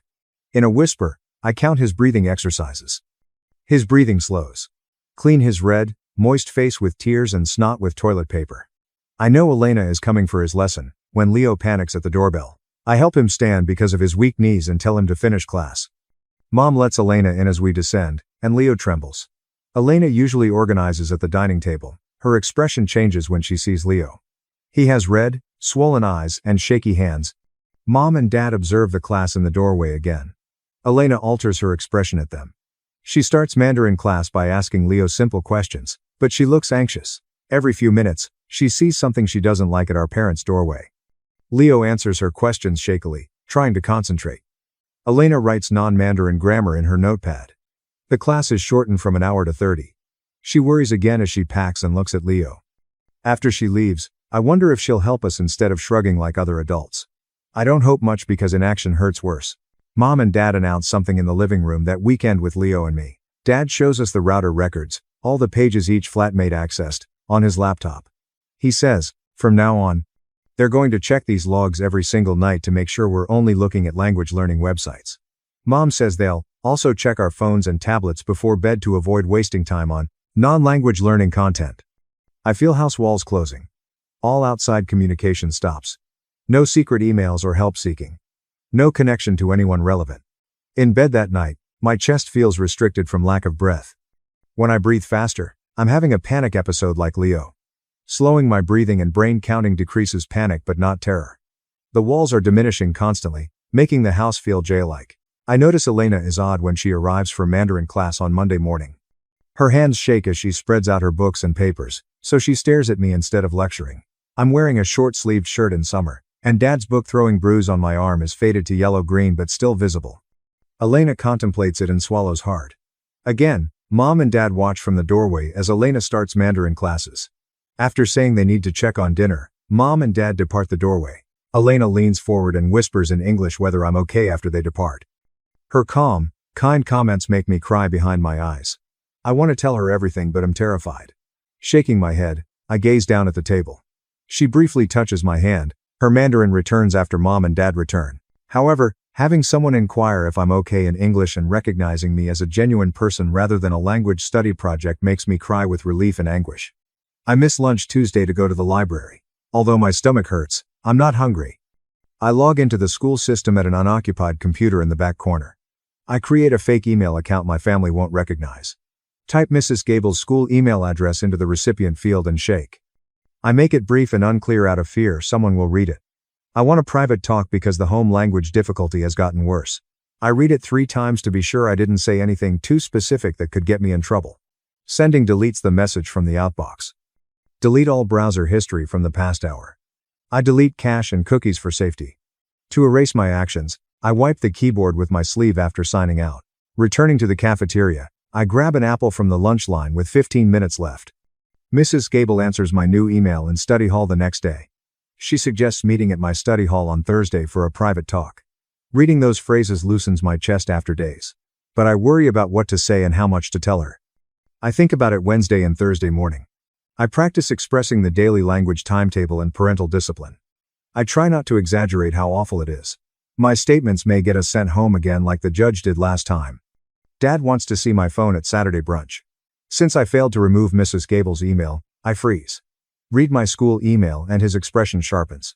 I quickly grab the phone across the table and pretend to email my science teacher about homework. Dad stares at me, and my heart thumps. He grunts and hands me the phone, instructing me to study languages. I erase my Mrs. Gable emails after he leaves the kitchen. The phone almost fell out of my shaky hands. I confess everything to Mrs. Gable Wednesday night. After my parents check that I'm asleep, I whisper about the timetable, punishments, and fatigue. I misdescribe being hit by a book or going to bed hungry. I want to say anything to convince an adult this isn't normal and we need help. I attend Mrs. Gable's study hall office Thursday afternoons. She closes the door and lets me in. I show her my arm bruises from Dad's grip last week by rolling up my sleeves. I move and pull my shirt to show her the textbook-caused shoulder blade bruise. She wants photos after getting pale. She takes phone shots of each bruise as I nod. I tell her about the language-only rule and how we can't speak English. Dad threw books at us when we made mistakes and Mom made us skip dinner. Mrs. Gable shakily writes everything in a notepad. After I talk, she looks at me and offers support. She promises change this time. I squint to avoid crying, as my chest opens. Mrs. Gable takes a small MP3 player from a drawer before I leave. She says no one has claimed it from the lost and found in over a year. She advises me to turn it on and hide it in my pocket to keep the microphone operating. She believes I can prove my assertions by capturing home life. I practice walking with a recorder in my jeans pocket to hide it. Though afraid, I feel like I'm finally doing something real instead of just surviving. I flunk my science quiz next week because I'm too tired to remember. The words blur when I focus on the page. Teacher emails parents about my declining grades that day. Dad explodes that night. He yells in English that I'm squandering their tutoring money and my future. His English screaming at me defies his language rule, but I don't say anything because it would anger him. He feels I'm worthless if I can't improve in education and languages. Wednesday brings a new mom rule. She provides me and Leo earbuds to wear everywhere except tutoring and sleep. Her loaded language lesson tapes play looped. They sound like a woman reciting French vocabulary terms when I put them in. The voice continues. Words and grammar repeat. French chatter makes it hard to focus on my homework. I hide in the bathroom for 2 minutes to remove the earbuds and hear nothing. On Thursday afternoons, Leo practices Mandarin with Elena in the dining room while I finish schooling in the kitchen. Through the door, I hear them. Leo stops after reciting Chinese. He stares at the wall with half-open mouth, not blinking or moving. Elena approaches and calls him, but he doesn't answer. She looks nervously toward the corridor where Mom and Dad are watching. She writes in her notebook on something other than Chinese grammar. Describes what she saw. When Dad rants at us about our progress reports on Friday, I remember my pocket MP3 recorder. I reach down and hit record through fabric. Dad gets furious as he threatens to send us to some European boarding school if we don't improve. We'll stay 2 years without phoning or visiting home, he says. As his voice fills the kitchen, I check the recorder in my pocket. While alone, I stop filming after he stops shouting. In the school library the next day, I log into cloud storage. I shake hands when uploading audio. The progress bar moves slowly, so I peek over my shoulder to avoid being noticed. I feel accomplished after uploading the file. My stomach turns the next Wednesday after supper when Mom and Dad call us into the living room, and Dad has this weird excited look. He claims a teacher will stay at the house all night during a special immersion weekend to make sure we exclusively speak our assigned languages. Mom says we'll sleep in shifts to maximize study time, and my throat tightens, since I can't escape even when everyone else is asleep. As Leo shakes his hands on the couch armrest, his face turns almost colorless. Dad insists this will elevate us. Mom thinks this is best, but I worry about losing my bed as a safe place. Saturday morning, the tutor arrives with an overnight bag and sets up camp in our dining room to monitor both study places. Russian vocabulary and grammatical lessons tire me after hours. My brother must have messed up because Dad's voice gets louder from Leo's at 3 p.m. Dad yells at Leo for saying an Arabic word on Russian day until a crash. Then a front door knock quiets everything. I peek around the corner and see Mr. Henderson from next door anxious on our doorway. Dad's face changes instantaneously when he opens the door. Smiles and neighborliness spread. Dad pretends to laugh when Mr. Henderson asks if everything is okay because he heard shouting and claims we're studying hard. Youth are like that. To succeed, they need strong guidance. Mr. Henderson looks nervously at me along the corridor, past Dad. After nodding gently, he says quieten down. Dad thanks him and closes the door, ending my fleeting hope of help. The tutor monitors our every move all weekend, and I rarely sleep between breaks. Walking around school on Monday mornings makes me feel like a zombie. I slip into the computer lab after lunch and create an anonymous account on a teen support site I found last week. My hands shake as I type a language schedule without names or information. Pressure, repercussions, and inability to relax are my topics. A week-long chest pressure is relieved by speaking anything to people who understand. 3 responses say the same when I return to study hall. Quite unique. That parents shouldn't mistreat kids. No crazy about thinking something's wrong. Like turning on a light in a dark room, reading those words from strangers who have no reason to lie. On Wednesday, Mrs. Gable calls me to her office during my free time. Her smile when I come suggests amazing things are about to happen. Her calls led her to a child advocate attorney who helps troubled children. Mrs. Gable forwarded the attorney photographs and my files for an informal case discussion. She believes we can report again because the original CPS file was closed, especially now that we have further evidence of ongoing issues. After reviewing my evidence, the attorney believes we have a stronger case. Now I have a strategy, not simply proof and hope. Mrs. Gable gives me a sticky note with the attorney's number, which I fold and hide in my phone case. My head is heavy and I have a minor fever by Thursday morning. I tell Mom I'm unwell and ask to avoid Arabic lessons, but she just touches my forehead and says I'm fine, probably just exhausted from the immersion weekend. The instructor arrives about 4, and I sit at the kitchen table trying to focus on conjugations with a pounding head and sore throat. Every Arabic word feels like sandpaper, so I hesitate to swallow. The instructor looks nervous but doesn't say anything to my parents in the living room. I recognize that most adults will ignore a problem rather than get involved. That weekend, I'm better, but Dad's work stress tenses the house. I hear Dad yelling at Leo in the next room over his Russian pronunciation from yesterday during my Saturday afternoon Japanese class. As something hits the wall, I grab my phone from my pocket and press record. Dad grows louder and threatens to send Leo to some European boarding school if he doesn't listen. I hear another smash and know he's throwing. After it quiets down, I listen to the recording in my room with earbuds at night. Dad's angry, out-of-control voice rattles me, but I save the file carefully since this could help us. On Tuesday of week 10, the intercom rings and asks Leo to go to the nurse's office in math class. We worry the rest of the session. I learned from a classmate at lunch that Leo panicked during science. He was hyperventilating and couldn't calm down, so the teacher took him to the nurse. After the nurse called our parents to pick him up, I saw Mom arriving irritated through the front office windows. After Mrs. Gable told me that the school nurse documented everything in Leo's file and submitted mental health issues to CPS, the system appears to be finally paying attention, albeit slowly. On Thursday afternoon, a door knock interrupts my kitchen table homework. Mom says something pleasant and raises her voice. A businesswoman with a CPS insignia on her belt thrills me. The unexpected visit indicates their seriousness. Mom and Dad become concerned, logical parents who want the best for their kids before my eyes. The caseworker is invited in and given our study schedules on the walls to discuss bilingual education in today's global culture. Dad shows the tutors contact information and credentials to show their dedication to our future. High academic standards and structure and discipline help kids achieve, says Mom. Nodding and taking notes, the caseworker asks us questions, but our parents are there, so I can't respond. They're so good at playing typical parents who push but care that I feel helpless watching them. When I'm alone, I text Mrs. Gable using the code we agreed on after the caseworker leaves, and says she'll call. Sharing my science project is our indication that something happened, and she should request another surprise welfare check. It feels fantastic to have some control, even if it's simply little motions in an adult-ruled game. Elena arrives at my Mandarin lesson the next Monday, nervous and fidgeting. Elena does something brave midway through class when Mom enters the kitchen to take a call. She writes quickly on a small piece of paper from her notebook and pushes it across the table, whispering in Mandarin that I should call her for aid. A little, neat phone number is below. I put the paper in my shoe and nod to show understanding. Elena leaves after class, and I'm happy that at least one adult will defend us, albeit subtly so my parents won't notice. Thursday morning, while doing Arabic homework in the kitchen, my MP3 recorder slides out of my sweatshirt pocket and on the floor. Dad looks up from his coffee at the black device between us. Watching his countenance change as he understands it chills me. He grabs it before I can respond and turns it over, pressing buttons until he hears his own voice from 2 nights ago.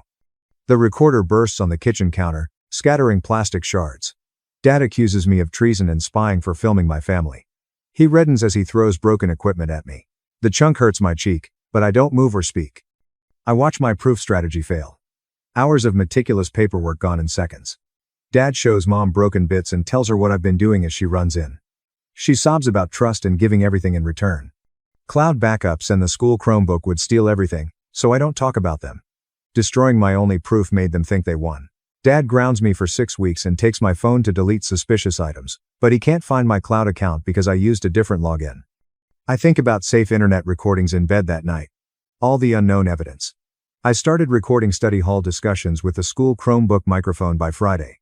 Our technology teacher taught us project recording software last month. Applying that knowledge. A folder called Historical Research holds all my timestamp tagged audio files. I upload everything to the cloud before leaving school. They can't access the evidence even with the Chromebook. Whole system feels vital. Only way to prove what happens behind closed doors. I methodize. A spreadsheet of everything I've recorded and when, collecting different types of incidents to show a trend. I organize my files during lunch in the library to establish an official believable abuse timeline. I tell the librarian my project is a family history, which is true. I evaluate microphone quality and reduce noise to hear voices. Making a case against my parents makes me feel guilty and strong. That weekend, Mom and Dad live-streamed our language improvement for distant relatives. They set a camera in the living room and make us sit on the couch in beautiful clothes while cousins, aunts, and uncles from different time zones log in. Our 2-hour performance includes on-demand French, German, and Mandarin with grammar and pronunciation corrections. I see viewers growing, and parents beaming like they've accomplished something. Mom pulls me aside and explains in English that I used a French term in Spanish while they think the camera is off. Her hand touches my face rapidly before I react. A startling sound in the quiet room. As she adjusts the camera and calls everyone back for further demonstrations, my cheek boils and I blink back tears. A forum friend watches the live broadcast and records everything, but I don't know till later. She shows my pained face and Mom's hand. Another pic of my cheek's red mark. She sends me the photos in a private message, apologizing and asking if I'm okay. Unexpected proof arrives by email. Proof that someone outside our house witnessed it. Monday morning before school, Leo stops me in the corridor and says he's considering running away. He says he can't take it anymore, and would rather live on the streets than in this house, his eyes red like tears. Locking him in the bathroom, I reason with him softly. I remind him we're 10 and 12 with nowhere to go and no money, and things will get worse. His worry and eagerness to end the misery are evident in his claim that anything is better. Though I doubt it, I convince him to trust my method to gather enough evidence for CPS to permanently take us. He sees screenshots and learns about the cloud-stored audio files, and the child advocate attorney reviewing everything. Leo shakes his hands as he looks at my phone's photos, and I realize how much pressure I'm putting on him to hold on. I'll find a solution if the technique fails in 3 weeks. He nods slowly and wipes his eyes, and we leave the bathroom separately to avoid suspicion. I watch him in the hallways between classes all day to prevent him from running away. In the restroom after dinner on Wednesday, I carefully photograph my rib bruises from Dad slamming me into the table edge the night before. Each image has a date and time stamp in the corner, and I illustrate damage from multiple angles. Like a table corner, dark purple and yellow bruises cover my side. Mrs. Gable gave me a secure email address to use on my phone to contact the child advocate attorney. Write down how I got each injury. It feels clinical and impersonal, like reporting on someone else's life. I describe the argument that led to the shove, my body hitting the wood, and the hour-long respiratory discomfort. Before doubting myself, I submit all photographs.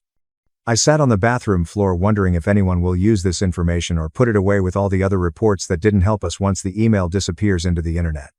I flush the toilet, wash my hands, and leave when mom knocks on the door to see what's taking so long. I don't take painkillers to remember how my bruises throb when I move that night. By Thursday afternoon, the attorney emails me that she's filed an emergency move for a judge-only in-camera interview without our parents. She believes we should tell the placement decision maker our tale. We must be honest since the court will question about what transpired. I'm hopeful and scared because this might save us or wreck everything. If the court doesn't believe us or thinks we're exaggerating, we'll tell our parents we tried to flee again. Seeing their response if we fail makes me uneasy. I forward the email to Leo and advise him to be honest when needed. He gives a thumbs up, but I know he's scared. I can't sleep that night trying to find out how to tell the judge how desperate our position is. Our lives change on Friday when mom and dad invite us into the living room before breakfast to announce homeschooling. Dad thinks full-time tutors will help them study at home because public school interferes with language studies.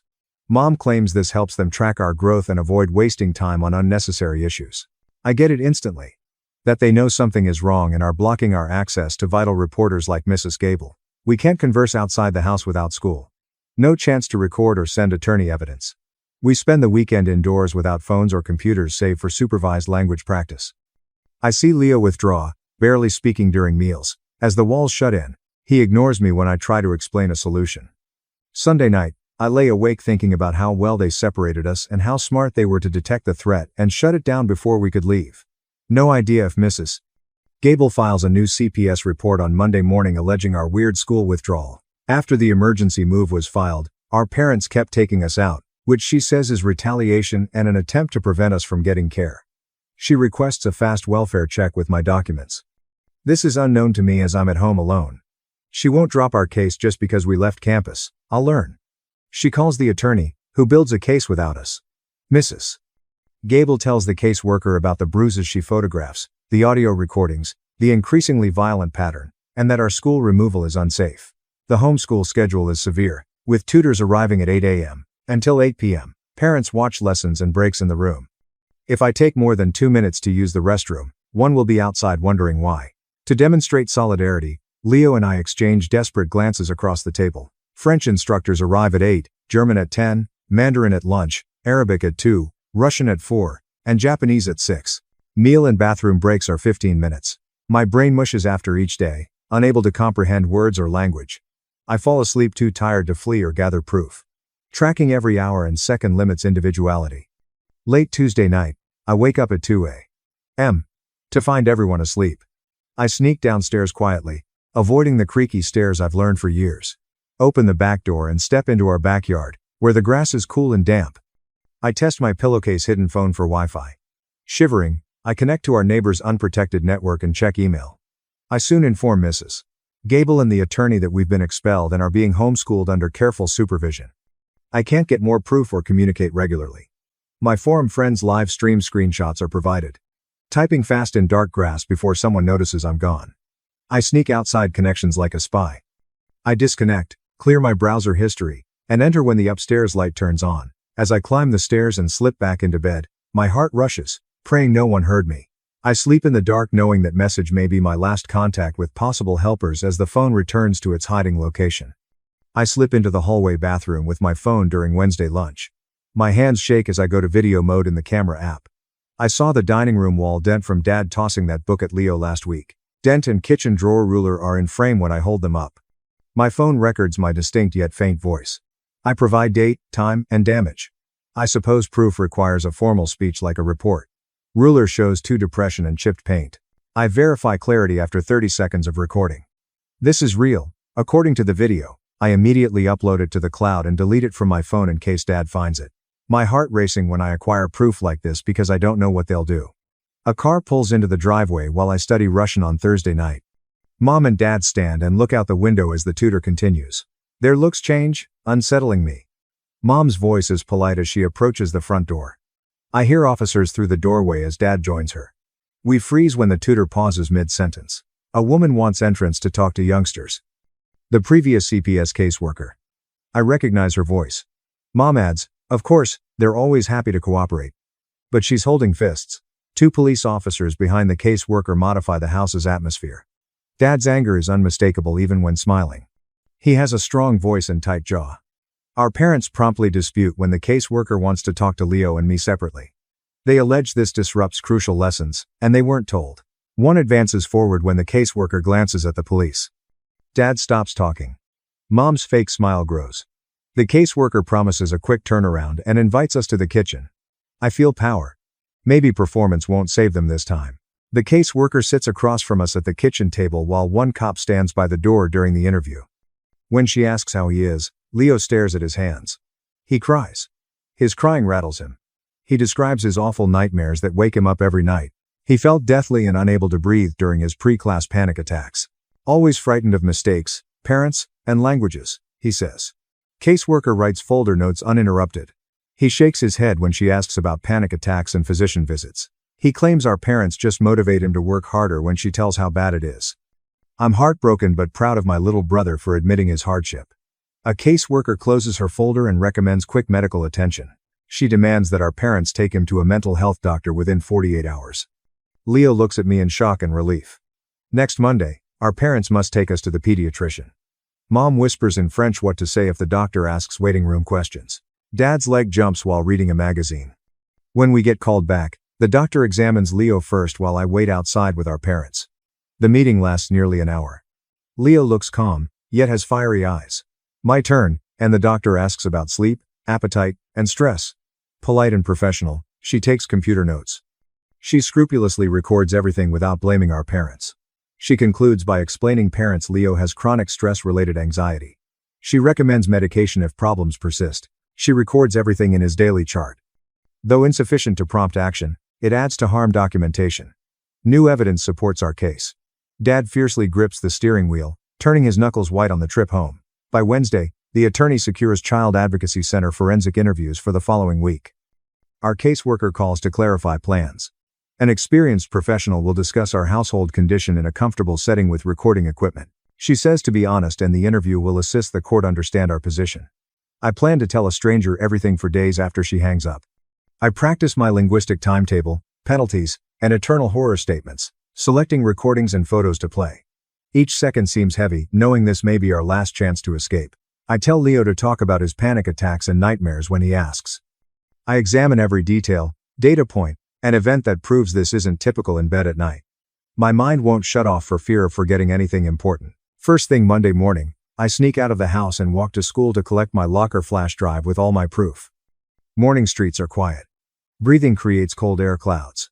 I look over my shoulder for Dad's car the whole 20 minutes. Although the school is locked, I know which side door sometimes doesn't latch. After entering, the dark passageways reverberate with footsteps. The locker combination takes 3 tries when shaking hands.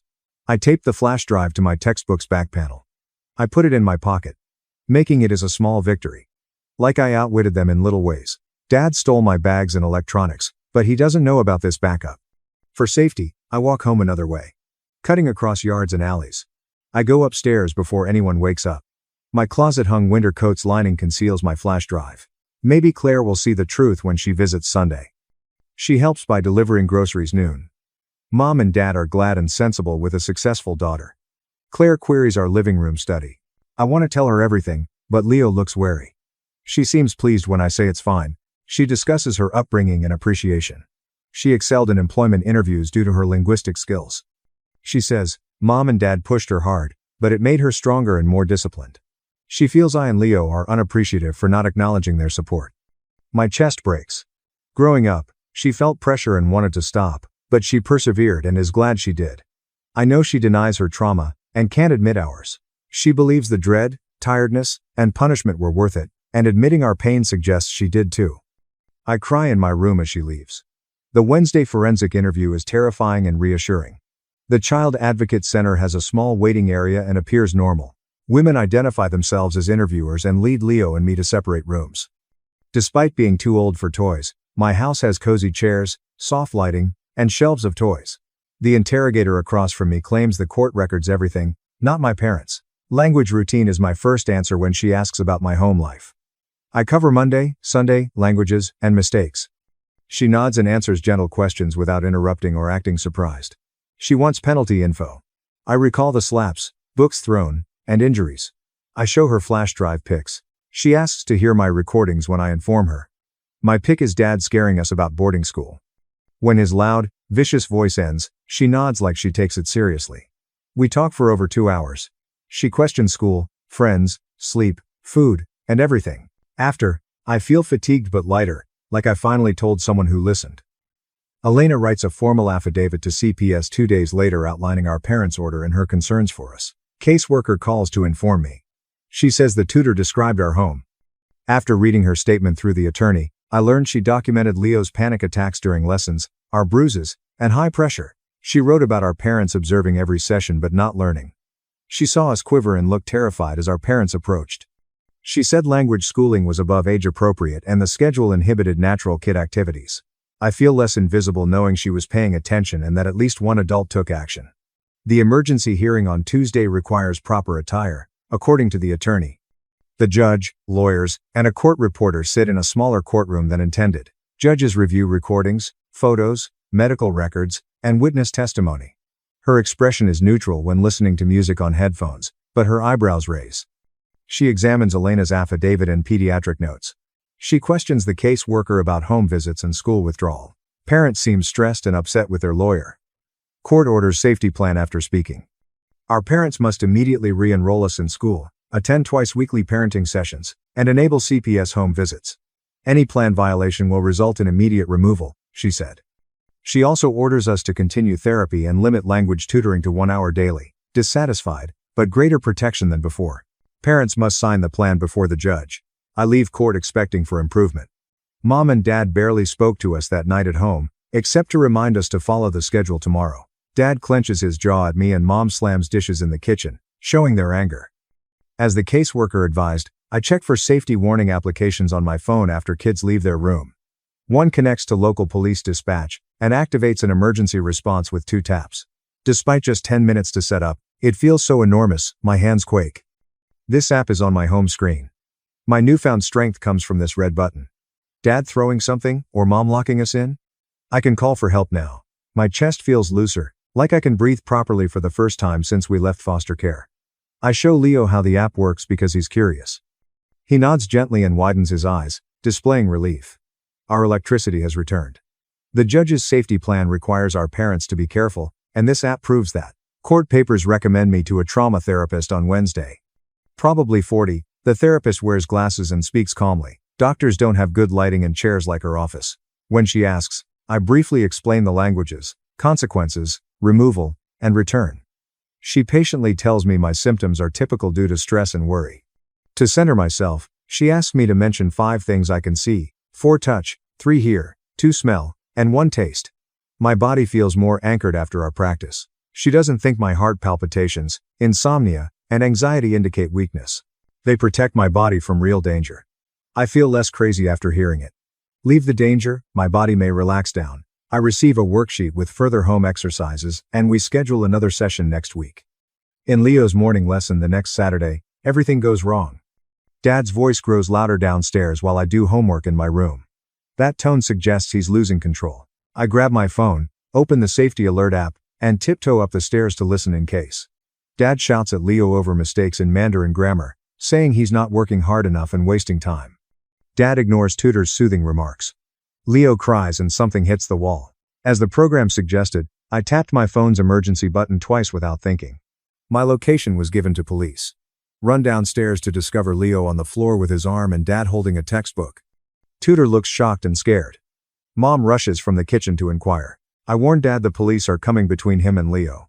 Dad's crimson face pales in 2 seconds. He claims it was an accident. Leo is okay, and I need to cancel. I stay. Leo is still crying, and the book hit his shoulder, turning it crimson. With her materials packed, the tutor leaves silently. Mom asks her to stay and explain it was a misunderstanding, but the tutor leaves without looking back. After over 20 minutes of dreadful silence, 2 police officers knock. I demonstrate the safety alarm I triggered when they ask what happened. Leo said Dad threw the book at him during his lesson when they wanted to converse alone. Police picture his shoulder mark and floor book. The tutor's name and contact info are noted. One officer warns Dad that throwing objects at a child violates the safety plan and documents the incident for court. Dad says Leo was agitated but hardly touched, but the officer interrupts and says the judge will decide. Dad's reaction to the new regulations is unexpectedly pleasing. His wishes are no longer granted. There are repercussions. Monday morning is my first school day in weeks. This feels strange and fantastic. Before first period, Mrs. Gable gives me my IEP paperwork at the office. She adds Leo and I now have extra time on exams and tasks, breaks, and freedom to see her anytime. She'll let me eat lunch in her office if the cafeteria is full. No one is checking my language or response time as I walk to my first lesson and hear kids speaking English. Without translating or worrying about the day's language, I answer a friend's homework question in simple English. Relief is so great I almost cry at the lockers. I normally freak out when my English instructor gives me a B- on an essay I wrote before all this, but today it's doable. Science students ask where I've been at lunch. I say family. Nobody requests info. I've never felt happier than in my boring school routine. I see Leo rise up and breathe too fast Wednesday lunchtime in the cafeteria with his classmates. I drop my lunch and approach and see him holding the table edge, pale and scared.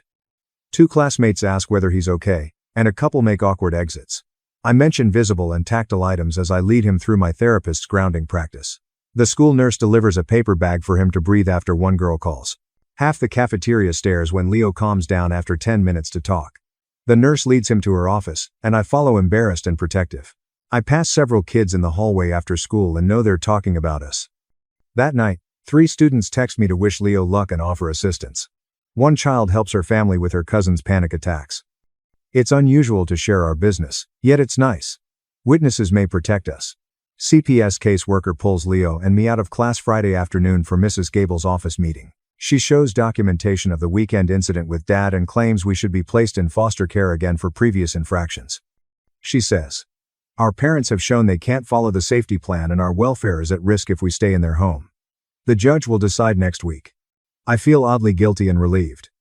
One part of me wants to be safe and away from the continual dread of what Dad might do next, but another part feels like I'm leaving my parents, even though they caused everything. Leo seems terrified, so I hold his hand as the caseworker discusses foster care. Because she understands our case, the caseworker thinks we'll return to the same foster parent. Fear decreases. She was kind to us and known. Mrs. Gable promises to make moving our belongings easy. I return to class feeling like I'm dreaming and seeing someone else. The next Monday, a social worker delivers us to the foster home with garbage bags for our clothes from school. The foster mother greets us with a short embrace, saying she's glad we're back but wishes it were better. As remembered, the house is serene and usual. She shows us our rooms with identical beds and wardrobes. She serves pasta and requests English. Not a grammar or vocabulary test. Missing speech monitoring. We talk about schoolwork, school, and TV while eating. Pressure-free feels great. Don't know what to do with my stress-free head. The foster mom thanks me for loading the dishes after supper but doesn't instruct me. A common home task. That night, in bed, I hear the quiet house and realize I'm not terrified of tomorrow. None will argue over languages, toss objects, or lock me in this chamber.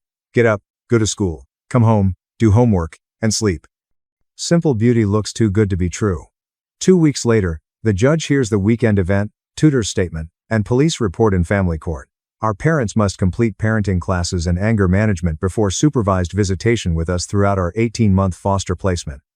The court believes the safety plan was their chance to prove they could parent well and they failed. Mom cries in court as Dad sits angry and defeated. Claire glares at me like I did it. Still looking. It felt like authority confirming what happened to us was true and bad. Although we were difficult kids, our parents' efforts weren't neglected.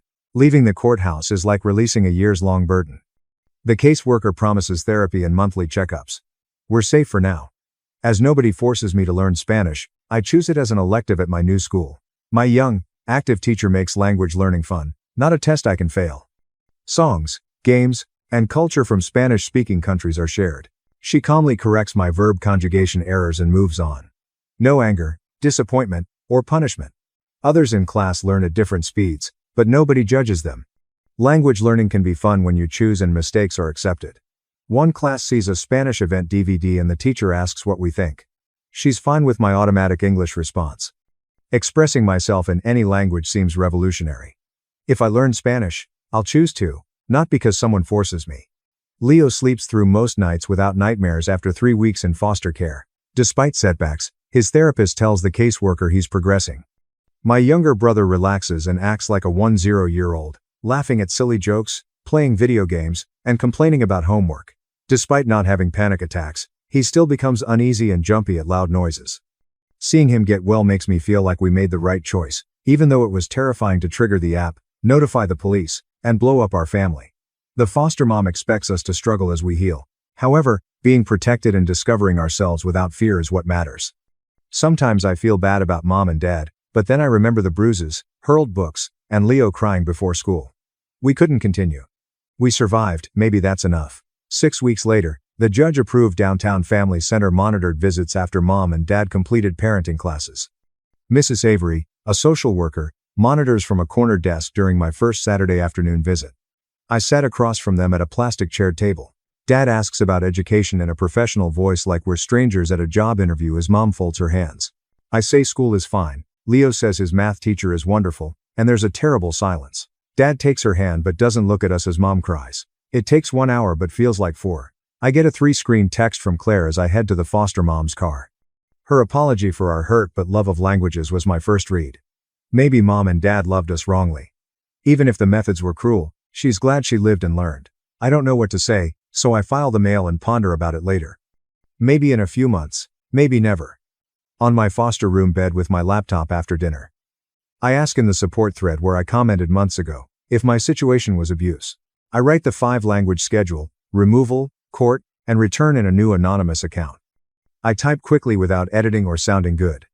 Just write the whole story in one long post that takes me almost an hour. Before I may change my mind, I check for identification and submit. Within 20 minutes, individuals respond, "This is absolutely abuse, and I'm so glad you're safe now. And your parents need serious help." Someone recounts their mother, pushing them to practice violin 3 hours a day. Another child reported parental educational abuse. I feel warm and tight reading the answers because these people believe me and understand, and nobody is calling me theatrical or ungrateful. I don't know whether our family will ever be normal because mom and dad still have monitored visits and Leo has nightmares. Typing the truth and having people see it matters in ways I can't explain. Next Wednesday, I practice saying "Me gusta aprender español" to myself on my way home from Spanish class. I then shifted to English, and said I like learning Spanish for its. Nobody is listening to my speech, timing my time in each, or condemning me for mixing languages. Choice felt stolen from my parents. Reclaiming a part of me they wanted. After being safe, I think healing is about deciding who I want to be, not forgetting or pretending it didn't mess me up. I love Spanish, so I may keep learning. I might quit for art or music. It's vital that I can choose now. That concludes. My words were spontaneous and unpolished. Thanks for staying. These are casually shared. Catch your swing. Bye. After my parents demanded rent, I moved in with my sister. Her husband took care of me, but when I mentioned dating, he yelled, "You betrayed me." I'm Amelia, a 17-year-old female, and I've been living with my older sister, Clara, 25, and her husband Ethan, 34, for nearly 4 months. Clara raised me as our parents were rarely present. They were continually arguing or dealing with their own issues. Clara stepped in when I was younger and made sure I had everything I needed. She helped me with my homework, provided meals, and attended my school functions. Clara called me frequently when she was in college to check on me. I also called her at least twice every week. She would tell me about her school, her part-time job, and then about Ethan, a guy she met. The way she spoke about him made him appear flawless. She told me how he gave her flowers just because, took her to wonderful locations, and treated her very well. After observing how our parents treated each other, I realized that excellent relationships did exist. Clara and Ethan became engaged after she graduated, and they married 2 years ago. I attended all of their key events and got to know Ethan very well. He appeared like a nice guy, and I looked up to him as an elder brother. When they came to visit, he always made jokes and brought them gifts. He appeared to make Clara happy, which was what important to me. 3 months ago, everything went wrong at home. My parents told me I needed to start paying rent if I wanted to stay there. I worked at a horse ranch and enjoyed it immensely. I got to work with the horses and take free riding lessons, and the owners were quite courteous to me. The problem was that the compensation was low, and if I paid what my parents expected, I wouldn't have enough money for anything else. I would have needed a second job, which meant leaving the property. I told Clara about the incident during one of our phone talks. She spoke with Ethan, and they offered to let me live home with them until I finished high school. They had a spare room, and Ethan worked from home for his family's business, so someone was always available. I cried with gratitude. When I moved in, Clara and Ethan informed me that they had some exciting news. Clara was pregnant. I was quite excited for them. Clara said that she had already lost 2 babies, so this one was high risk. The doctor had advised her to minimize stress and take it easy. My car issue became difficult shortly after I moved in. My parents owned the automobile I was driving, and they took it back when I moved out. I did not mind walking, but the ranch was somewhat far from their home. Ethan insisted on driving me to class and work. He replied it wasn't an issue because he worked from home and could choose his own schedule. Every day Ethan would go to the gym in the morning, return to shower, and then take me to school with a Starbucks drink he picked up for me. Then he would pick me up from school, drive me to work, and pick me up after my shift ended. I was quite grateful for all of his driving for me. During our automobile rides, we discussed a variety of topics. Ethan asked many questions about my school buddies and whether I was dating anyone. At first it appeared to be typical discussion, but he brought it up every day. He'd wink and say I was probably hiding something, that he could keep secrets, and that I should tell him about any boys I liked. I tried to be vague since I didn't want to discuss it. Adrian, an 18-year-old male, was at the ranch, and his family owned it. We had started chatting more and riding horses together, and I loved him, but I didn't want to jinx things by talking too much about it. I also didn't want to lie directly to Ethan's face, so I kept my responses brief. Looking back, I see there were other aspects I didn't consider at the time. Ethan was frequently outside while I used the pool in the backyard. He would find reasons to be outside, grilling, doing yard work, and occasionally joining me for a swim. At the time, I assumed he was just being polite or doing chores. Another thing I noticed was that when I came out of the bathroom at night, I would use the hallway bathroom because Clara and Ethan had their own. Ethan would be in the corridor as I walked to my room, wrapped in a towel. He would say goodnight, and I would respond. It happened so frequently that I began to wonder why he was always present at that same time. Everything changed last week. Adrian asked if I would want to go on a date with him that weekend. I was very excited and told Ethan about it on the way home from work. When I announced the date, Ethan's entire demeanor shifted. The warmth in his voice faded, and he became quite silent. Then he began asking Adrian questions in a flat tone. I assumed he was just being protective, like an older brother would do. But when I told Ethan that Adrian and I had been chatting for nearly a month, he just lost it. He began ranting, calling me a liar, and claiming that I had been keeping things from him on purpose. I burst into tears because he was so angry. Then he asked a question that really baffled me. He asked, "What about us?" And I had no notion what he meant. That night, I shut my bedroom door for the first time since I moved in. I could not sleep. I kept thinking about everything. The pool, the hallway, and the queries about boys made me wonder whether I had missed any indications. Was Ethan inappropriately interested in me? The concept made me ill. I knew I could not tell Clara about this. Her pregnancy was already high risk, and I was concerned that this level of stress would hurt her or the baby. I didn't want to be held accountable for it, but I wasn't sure if I was overreacting, or if my concerns were valid. The following day, I attempted to avoid being alone with Ethan. I asked a buddy if she could drive me to work after school. I informed her that my scheduled transport had fallen through. I texted Clara that I'd be home late since I was helping out with extra work at the ranch. When I arrived home that evening, Ethan was waiting in the living room. He inquired as to where I had been, and why I had not allowed him to pick me up. I told him about the extra job and thanked him for always driving me, but I also mentioned that my friend had offered to help out on occasion. He stared at me for a long time without saying anything before entering Clara's bedroom. That weekend, I made an effort to be in my room or with Clara whenever Ethan was around. I felt him observing me twice.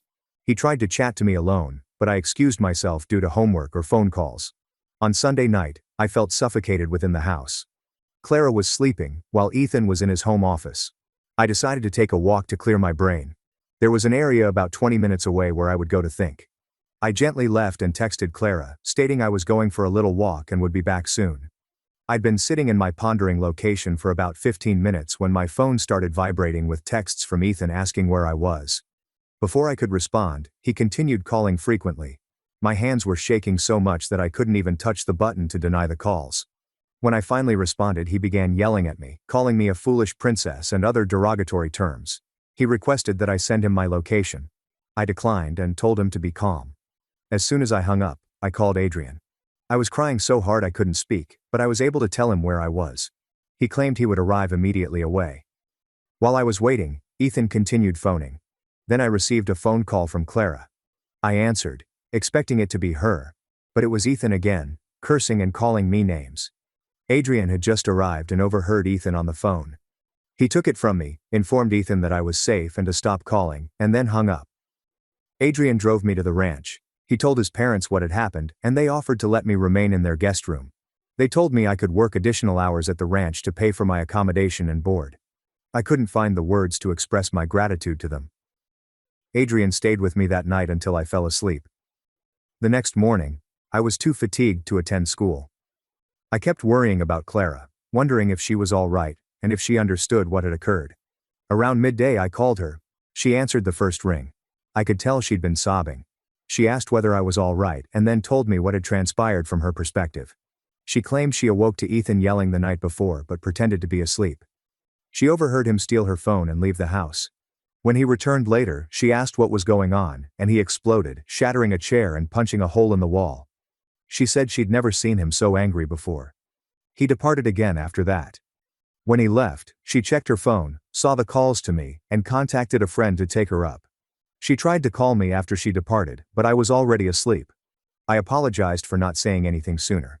I said that I was concerned about her pregnancy and did not want to cause her any stress. We both sobbed on the phone. She informed me that she had moved back in with our parents, who surprisingly, offered to let her stay rent-free to help with the baby. It was ironic. If they had made me the same offer 3 months before, none of this would have occurred. I've been at the ranch for a week now. Adrian's parents have been exceedingly generous, and I'm working extra hours to supplement my income. Adrian and I are taking it slowly, but it's good to have someone who makes me feel comfortable. I'm not sure what will happen next with Clara and Ethan, but I'm relieved we're both away from him now. Thank you for reading it all. Any advice would be greatly appreciated. Update 1. It's been 3 weeks since everything transpired, and much has changed. First and foremost, I'd like to thank everyone who left comments on my first post. During such a tough time, your encouragement and guidance were extremely helpful to me. Clara and I met for lunch last week. She appeared exhausted, but determined. We talked for hours, catching up on everything that had happened since that night. She informed me she had filed for a restraining order against Ethan after he kept showing up at our parents' house, attempting to speak with her. According to Clara, he was initially sorry, claiming that he was simply concerned about my safety when I went for that night walk. But when she told him she knew what he had told me over the phone, he revised his narrative. Ethan began telling Clara that I had been flirting with him for weeks, and that I was fabricating things to cause issues in their marriage. He claimed I was envious of their relationship and the baby. Clara did not believe him. She stated that the way he reacted that night revealed his true character, and she was not going to let him influence her. What truly astonished me was Clara's admission that Ethan had been domineering in ways I had never seen. She was not permitted to go out with friends without him. He checked her phone frequently, and questioned her about each text and phone conversation. He even tracked how much she spent and where. She claimed she had convinced herself that was normal because he always expressed concern for her well-being. Clara's restraining order was granted after she showed the judge the texts Ethan sent her after she departed. She didn't tell me what they said, but I could tell by her expression that they were nasty. The judge directed Ethan to remain at least 100 yards away from Clara and me. We also devised a plan to retrieve our possessions from the residence. Clara's friend Natalie's husband works as a security guard, and he agreed to accompany us, along with my father. We scheduled a date when we knew Ethan would be attending a work meeting. The day we went to recover our belongings was anxious. We arrived early, accessed Clara's key, and worked fast. Dad and Natalie's husband kept watch as Clara and I packed our essentials. We simply removed what was definitely ours: clothing, personal belongings, and documentation. Clara put her wedding ring on the kitchen counter with a note informing Ethan that her lawyer will contact him regarding the divorce. We were nearly completed when Ethan's car came into the driveway. My stomach sank. He was not scheduled to be home for another hour. Dad and Natalie's husband quickly walked outside to confront him, reminding him of the restraining order. I could see Ethan gesturing violently through the window, but he remained by his car. Clara and I completed packing as quickly as possible and loaded everything into our vehicles. As we drove away, I noticed Ethan watching us from the driveway. The expression on his face sent shivers down my spine. It wasn't about grief or regret. The wrath was hardly suppressed. That night, Ethan emailed Clara. She forwarded it to me. He stated that he had proof that I had been acting inappropriately with him, and that he would reveal everyone if she went ahead with the divorce. Clara responded that any proof he had was distorted or taken out of context, and that his threats were simply confirmation that she had made the correct decision. The next day, Clara began receiving calls from mutual acquaintances informing her that Ethan had contacted them.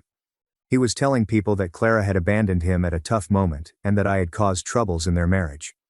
Some friends believed him, while others were doubtful, particularly those who had witnessed his domineering conduct personally. Elise, one of Clara's undergraduate classmates, told her that Ethan had always made her feel horrible. Elise reported that when Clara and Ethan first started dating, Ethan asked Elise intimate questions about Clara and proposed they exchange information about her. Elise had grown uneasy and distanced herself, which was why she and Clara hadn't been as close in recent years. Clara was shocked to learn that Ethan had deliberately isolated her from her friends. She spent hours calling people she had lost contact with, repairing connections that had been harmed by Ethan's intervention. Meanwhile, I remained at the ranch with Adrian's family. Mrs. Muller, Adrian's mother, has been great. She assured me I could stay as long as I needed and not have to worry about paying for everything right immediately. I've been working additional shifts and assisting around the house to express my gratitude. Adrian and I had our first official date last weekend. We rode horseback to a site overlooking the valley and had a picnic. It was simple and excellent. Adrian has been really patient and understanding throughout everything that has happened. He never encourages me to talk about it, yet he listens when I do. School has been hard. Rumors travel quickly in tiny villages, and several accounts of what transpired have circulated. A few individuals have asked me directly about living with Adrian's family, and I have simply stated that there were problems at home. I do not want to share the entire tale with everyone. My parents have been remarkably supportive of Clara, allowing her to use their spare room without paying rent. They've even started assisting her with baby preparations, such as purchasing materials and decorating the nursery. I haven't seen this side of them in years. Mom told me I could move back, but I'm doing well at the ranch for the time being, plus it's closer to school and employment. Clara had her 17-week checkup yesterday, and the baby is doing well despite the stress. Clara's doctor advised her to maintain her blood pressure under control, so she focuses on remaining calm and healthy. She began prenatal yoga and meditation to alleviate her anxieties. Ethan has made several attempts to reach me directly, sending messages through school buddies or calling unknown numbers. I've banned every new number and advised my pals not to forward any texts. The school counselor is aware of the situation and has helped ensure that Ethan is unable to attend school. Clara spoke with a divorce lawyer who focuses on high-conflict cases. The lawyer instructed her to document everything and avoid having direct contact with Ethan. All communication is now routed through their lawyers. The process will take time, but Clara is determined to complete it. I still have nightmares about that night. In my nightmares, I am traveling alone and hear footsteps behind me, but when I turn around, no one is present. Then I hear Ethan's voice say, "What about us?" I generally wake up in a cold sweat. Mrs. Muller gave me a dream catcher to place above my bed. I don't think it works, but the gesture means a lot. Clara and I communicate every day now.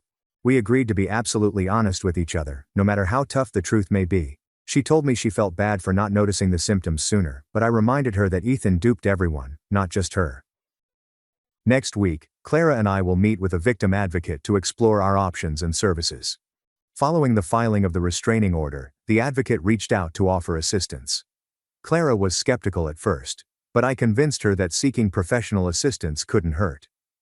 That is where things stand right now. Ethan is still sharing his account of the events.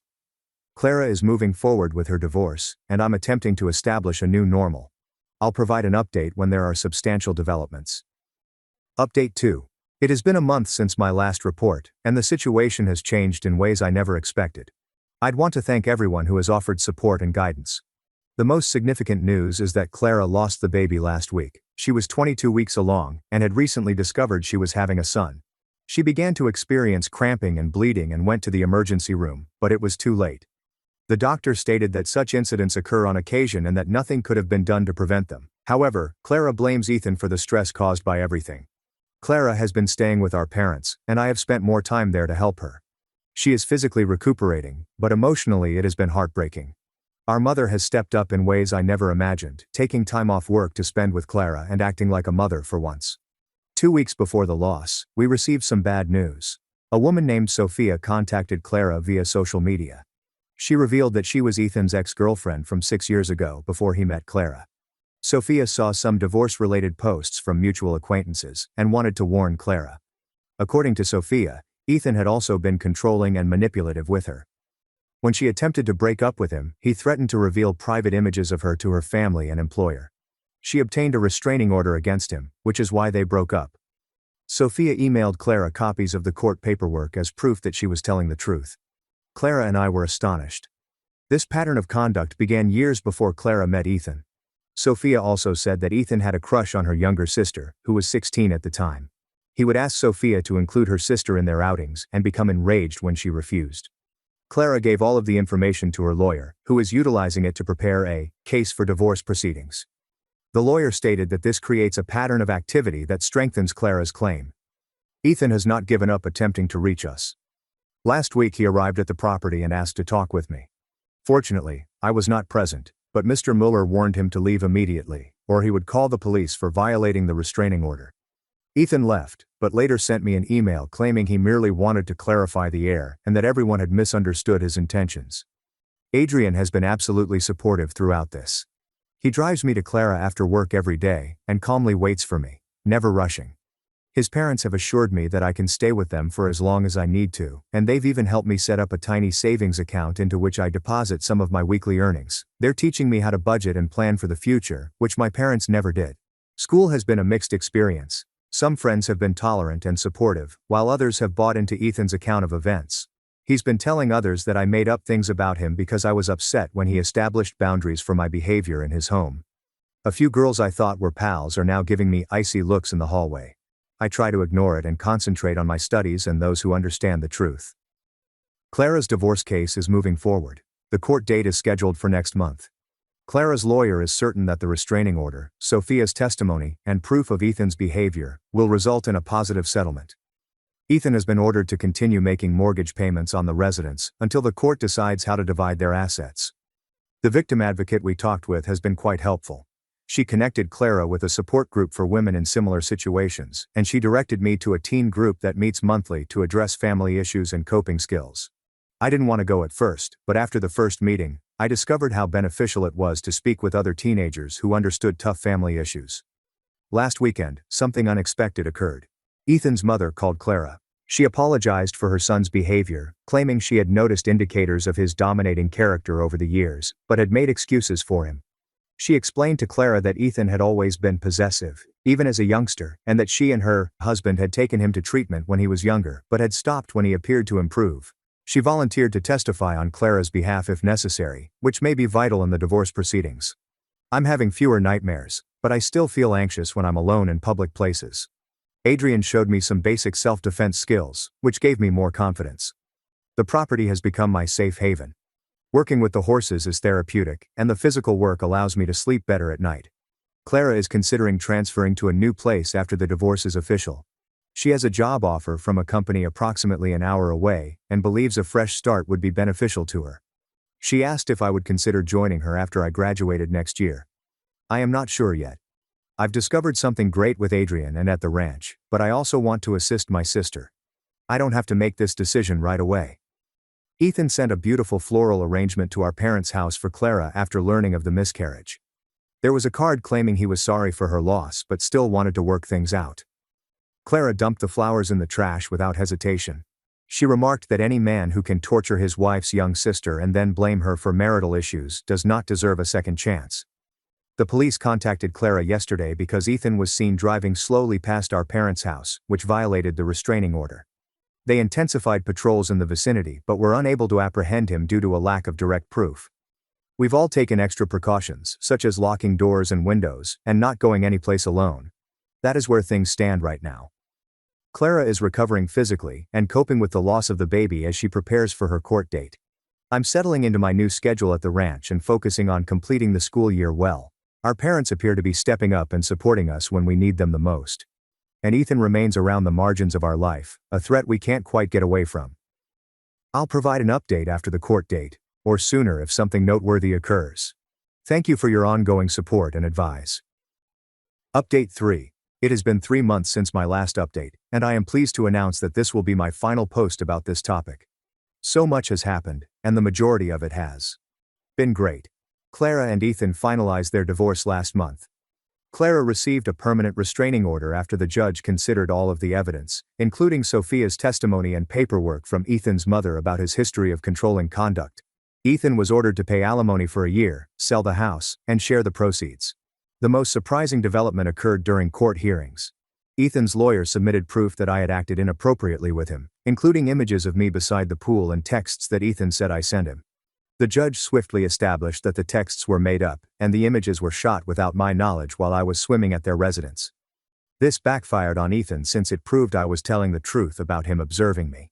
The judge forwarded the case to the district attorney's office for potential criminal charges of fabricating evidence and invasion of privacy. 2 weeks ago, Ethan was detained for breaking the restraining order again. He was discovered parked outside Clara's new apartment complex around 2 a.m. He will face actual jail time, because this is his third transgression. His court case is next month, and both Clara and I will be testifying. Clara has moved to the next town over, which is around 30 minutes away. She acquired a decent one-bedroom apartment and began a new career as an office manager for a nearby company. The employer has been very sympathetic of her circumstances and offers flexible hours, so she may attend treatment and court appearances as needed. She also joined a support group for women who have been in similar relationships, which has been really beneficial to her. I am still living on the ranch with Adrian's family. My parents offered to let me go back home without paying rent, but I refused. The Millers have provided me with stability and support that has transformed my life. Mrs. Miller has become a mentor for me, educating me about horse breeding and company management. Mr. Miller is assisting me in applying for college scholarships, with an emphasis on colleges that have strong horse programs. Adrian and I have been formally dating for 4 months now. He's gentle and compassionate, never pushing me out of my comfort zone. We've chatted about the future, about college and careers, and while we're taking things day by day, I can see a long-term relationship blossoming. I graduated from high school last month. Clara, my parents, and the Millers all went to the ceremony. It was the first time in years that my parents put aside their disputes for a family event. They've been attempting to rebuild relationships with both Clara and me.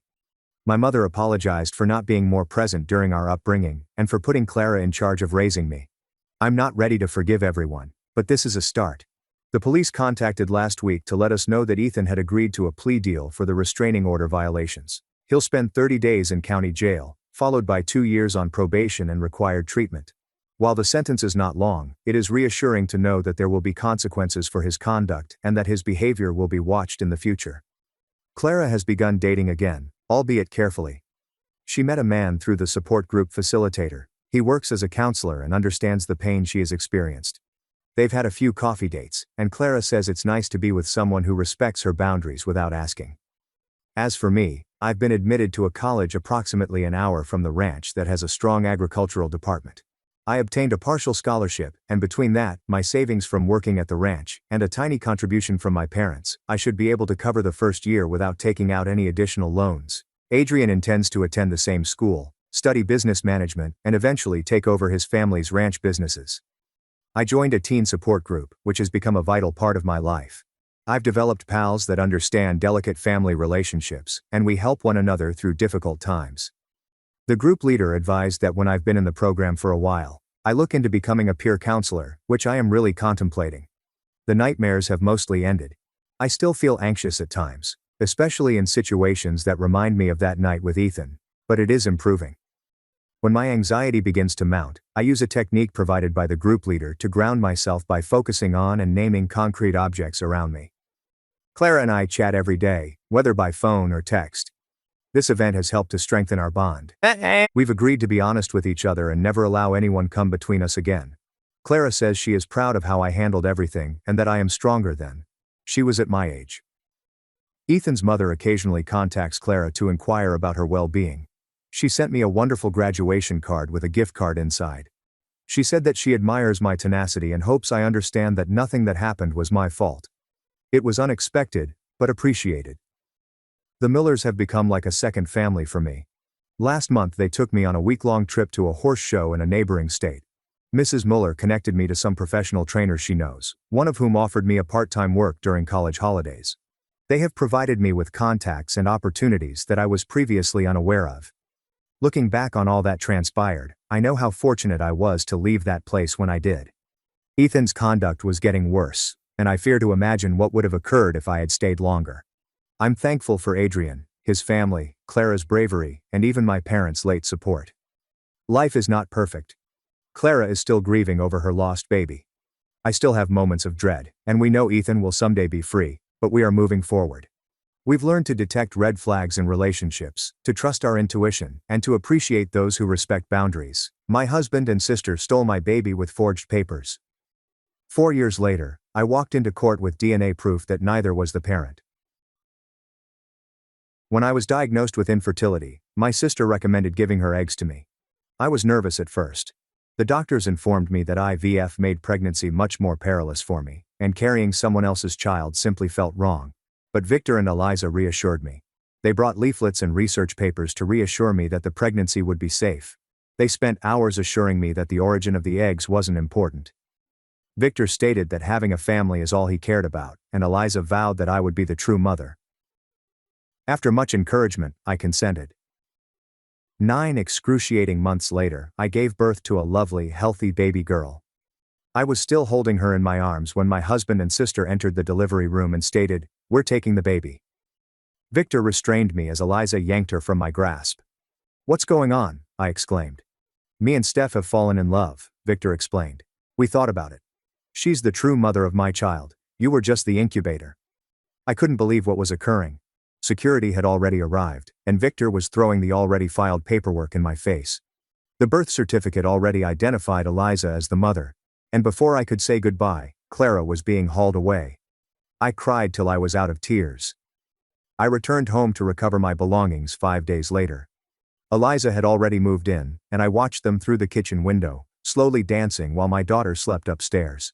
I didn't even come in to collect my belongings. I just departed from my cousin's place 2 states away. While they uploaded newborn images labeled "Our Miracle," I applied to law school, which Victor never allowed me to do. He always thought that women should stay at home. Within 4 years, I was specializing in fertility rights issues, assisting women to avoid the pain I went through. By the time I graduated, I'd established a nonprofit organization dedicated to safeguarding surrogacy rights. I joined a respectable firm and made a good living. I even ran the Boston Marathon and attended conferences in Switzerland, where I met a person I fell in love with. I created the life Victor claimed I was too foolish to have. Then, 7 months ago, Eliza unexpectedly showed up at my office. Instead of apologizing or showing me Clara's photos, she asked me to carry another kid for her and Victor. "My body is my brand, now," she remarked. "I am a lifestyle influencer. I can't lose my weight. You have already done it once." I glanced at her in surprise before urging her to leave.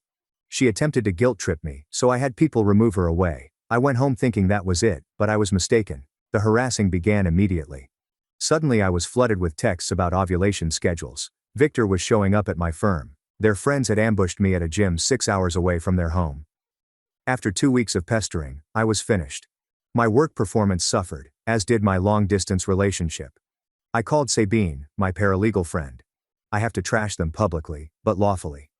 Sabine arrived with champagne and her laptop. We spent 7 hours constructing the case from hell. I reached out to their buddies and learned something. Eliza had told everyone I promised to carry her second child, but it turned out she was lying. I evidently felt bad about what happened to Clara, and sought to make amends for attempting to steal her baby. And because I never contacted Victor or his family again, she concluded that I had abandoned Clara as well. I remember looking at the lies with a shocked Pikachu expression, but I was giggling too. I had a goldmine in my hands. I recall capturing everything. I contacted the delivery room nurses. I dug down the falsified contracts from my pregnancy and obtained copies of every document I had ever signed. Then I thought it was time to meet with them. Sabine helped me plan the confrontation. We chose the venue, time, and even practiced my exact remarks. I wasn't going to let my emotions get in the way of their ruin. A few days later, I invited them for coffee in downtown, but I didn't tell them that I had invited others, including their friends, Victor's parents, our entire family, and even my long-distance partner. Eliza and Victor entered holding hands. He was carrying new surrogacy contracts, but when he noticed the crowd, he halted. "What is this?" Eliza's voice was high. I slid my phone across the table. "This is your present from me. I recently published a public Facebook post. PSA. I'm not having another baby for my sister, who snatched my first one. A mother who pulls a newborn from your arms in the delivery room cannot demand you do it again. No, I have never accepted to be their surrogate.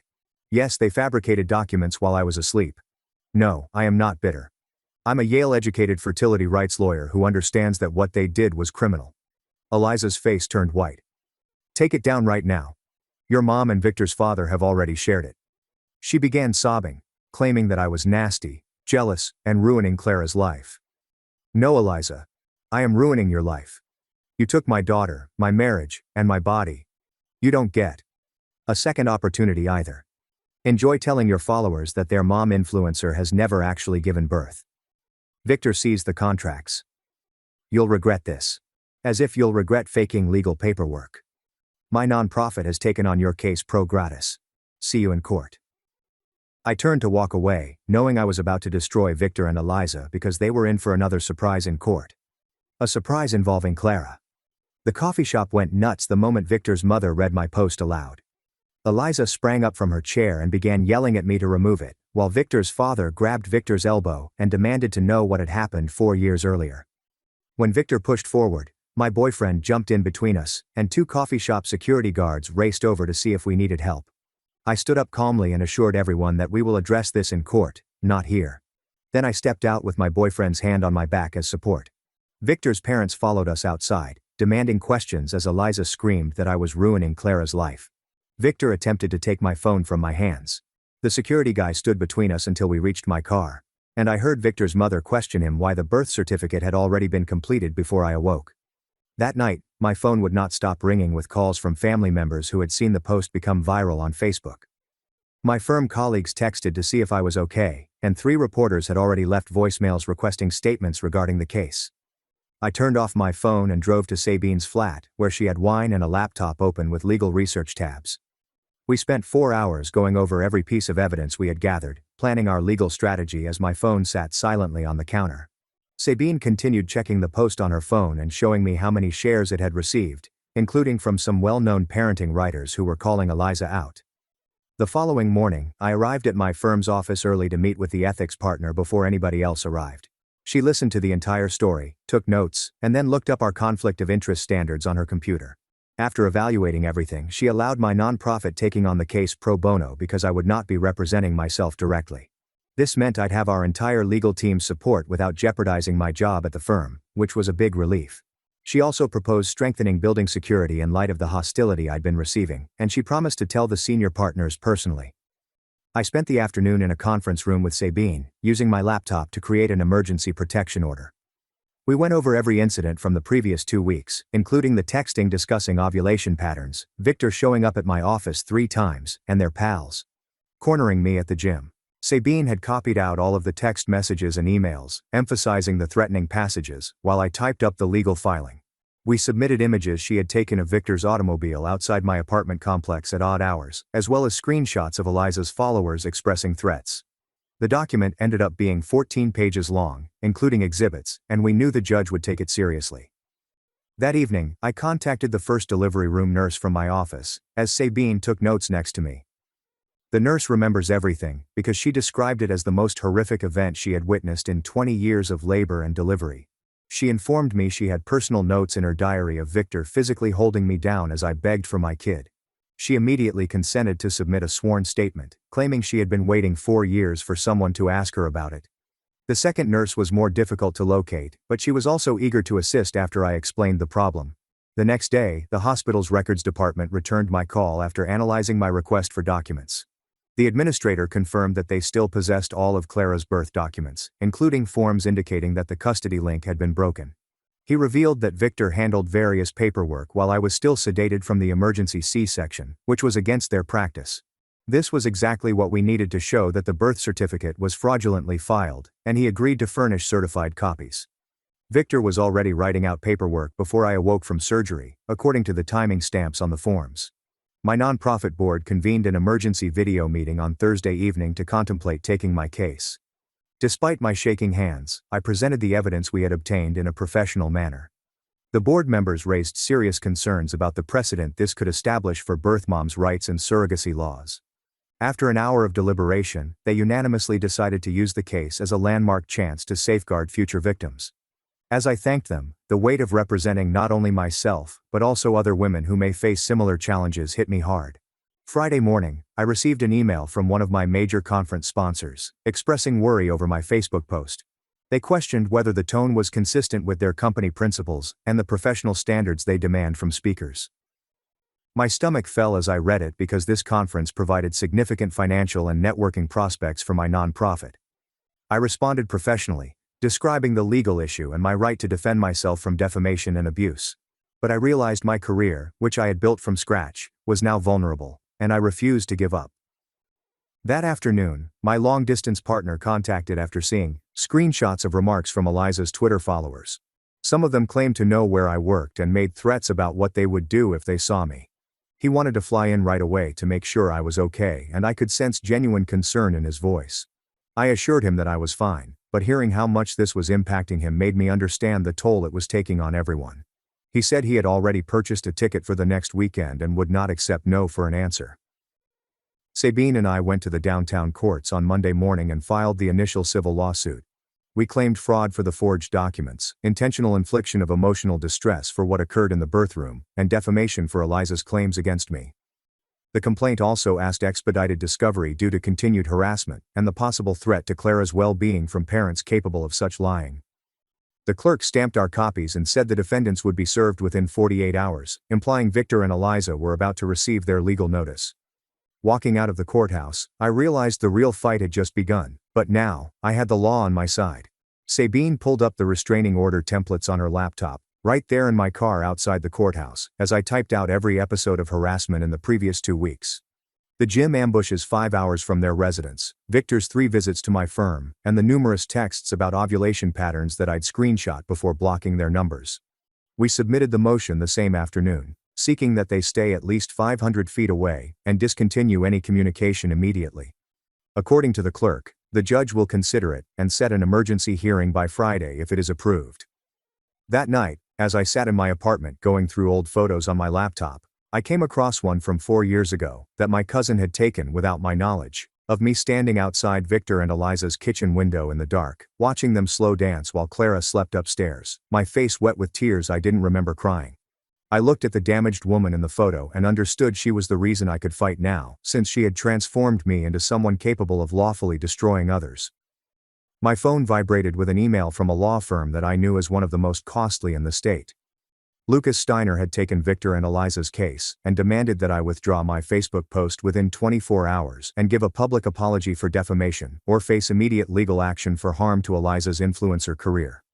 I forwarded it to Sabine and my firm's senior partner, noting that their aggressive move indicated they were terrified, because truth is an ironclad defense against defamation charges. The following morning, my firm's managing partner summoned me to his office, where building security was already waiting.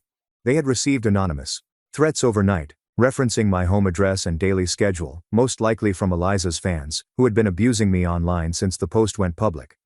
The firm promptly implemented new processes, such as altering my arrival and departure times, having security walk me to my car in the parking garage, and installing cameras in my apartment building that afternoon. I began to argue that it was too much, but then I remembered someone claiming to know which coffee shop I frequented each morning. The security crew spent 3 hours that day altering my routines and teaching me basic safety knowledge, while maintenance installed new locks and a camera system at my home. 2 days later, an envelope arrived at my office with no return address, containing printed screenshots from a reproductive clinic employee group chat from 5 years prior. The mails addressed my IVF treatment and claimed that Victor's sample had quality difficulties, forcing them to change donor sperm without adequate consent papers. My hands shook as I read it, because if Victor was not Clara's real father, Eliza had no biological tie either, and they had taken a child who was not even genetically theirs. Sabine quickly began preparing subpoenas for the clinic's full record of my procedure. While reviewing their compliance history, she discovered 3 other women who had filed complaints about consent violations, as well as one current case alleging unlawful genetic material replacement, which the clinic had been fighting to keep confidential. We issued the subpoena that afternoon, anticipating them to fight it hard because it may ruin their reputation and business. The restraining order hearing took place Friday morning in a small courtroom, where Victor and Eliza sat with Lucas Steiner, looking polished and ready. The judge evaluated our evidence of harassment, including the gym ambushes and office visits, and advised both parties from making public statements that could jeopardize the legal case. She issued a limited protective order directing them to stay 300 feet away and avoid all direct or indirect contact. However, it was not the entire 500 feet we wanted. Victor's cheeks flushed scarlet as the judge clearly stated that third-party harassment via friends or followers would be considered a violation. The following week, Lucas Steiner filed his own motion, alleging that my Facebook post was online defamation and seeking damages for missed sponsorship agreements and emotional trauma to Eliza's influencer career. The complaint includes images of Instagram comments in which sponsors pulled back and followers called her a fake for claiming to be a mother who had never given birth. Reading through his claims about how I purposefully harmed her reputation made me giggle, because they had spent 4 years damaging mine with lies about my abandoning Clara. 3 days after that filing, I received a call from an unfamiliar lawyer who claimed to represent Victor's parents and wanted to meet with me privately without their son present. The message was polite and official, but it implied that they'd started to wonder what really happened with Clara's birth and wanted to hear my side of the story firsthand. I agreed to see them in a neutral conference room downtown the following Tuesday morning. Victor's mother was older than I recalled, and his father appeared uncomfortable as they sat across from me, their lawyer taking notes. They inquired specifically about the date of the birth certificate filing and how Eliza could have been recorded as the mother before I had even left the hospital recovery area. His mother produced her own images from that day, which showed timestamps that contradicted Victor's claim that I had agreed to everything beforehand. They appeared genuinely concerned when I told how Victor had physically restrained me as Eliza removed Clara from my arms just hours after my emergency C-section, while I was still weak from blood loss. Victor's father was shaking his head and taking notes while his mother inquired about the fake documentation, and I showed them copies of the documents Victor filed that day. 2 days after that meeting, Amelia Laurent from the clinic called my office to discuss my case, and I sensed something important was going on. She arrived at our conference room in a gray suit, carrying 3 boxes of paperwork, and her hands shook as she laid them down. Sabine sat next to me, taking notes, as Amelia opened the first box and took out consent forms from my previous treatment 4 years ago. She spread them over the table, pointing out blank areas where signatures should have been and dates that did not match up. The clinic never obtained my formal agreement for donor substitution, and she stated they were aware that this could jeopardize their legal standing. She kept repeating they wanted to comply fully and avoid litigation while sliding more papers across, demonstrating that their internal review revealed severe issues. I videotaped everything on my phone as she detailed how their protocols failed, and Victor's sample was absolutely worthless that day. She wouldn't tell me what happened next, but her expression suggested there was more to the story. The next morning, Sabine raced into my office, clutching a manila package that had been left under her car window overnight.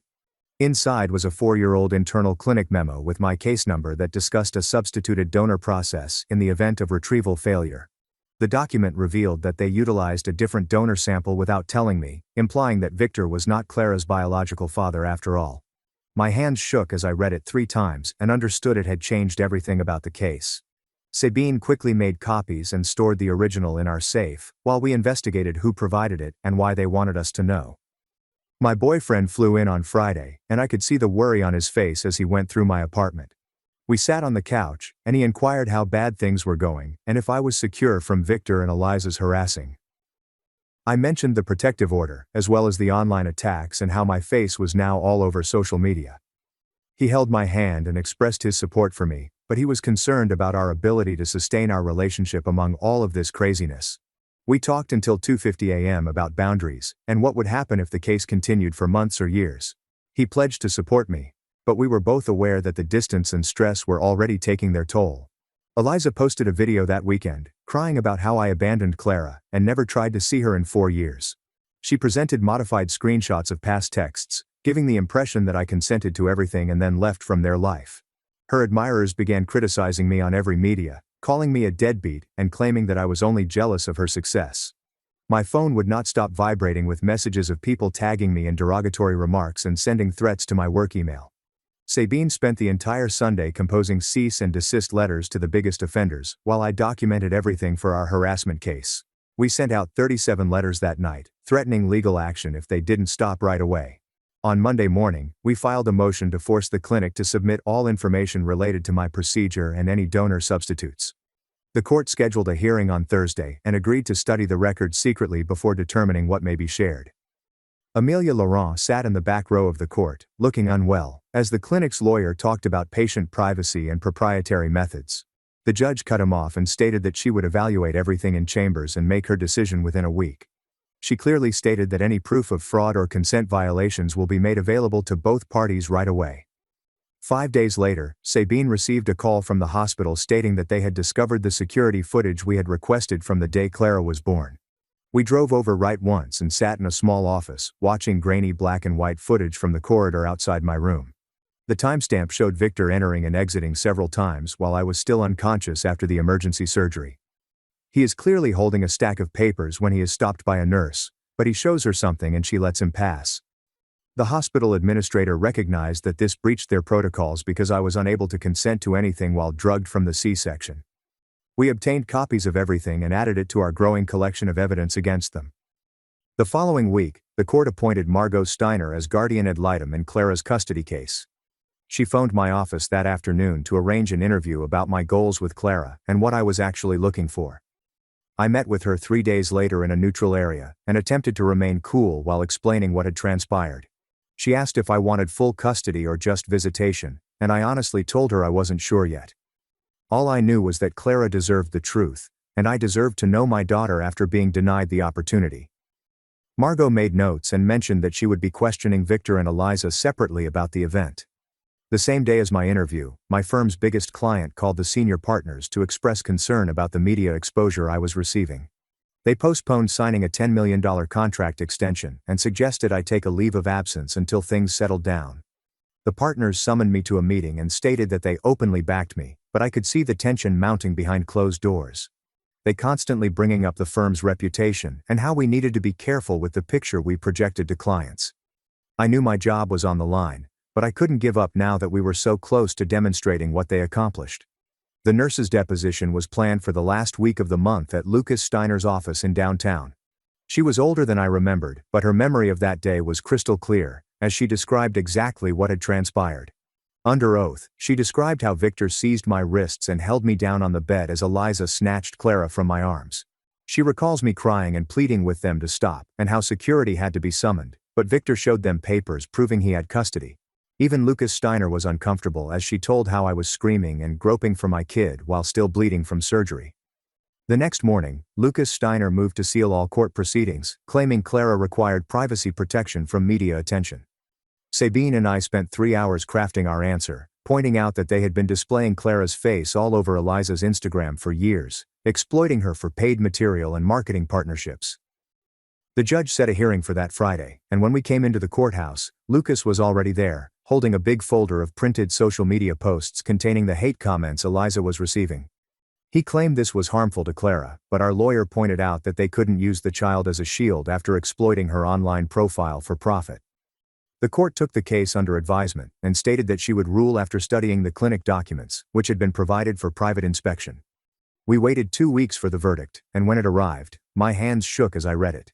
The judge ordered the clinic to release particular documents about something called donor substitution protocol, and the way she phrased it indicated that she had discovered something significant in those confidential records. Amelia from the clinic called our office that afternoon, her voice tense as she requested if we could meet off the record, but our lawyer informed her that all further communication must go through official channels. The clinic's lawyers fought the request for another week before turning over the documents.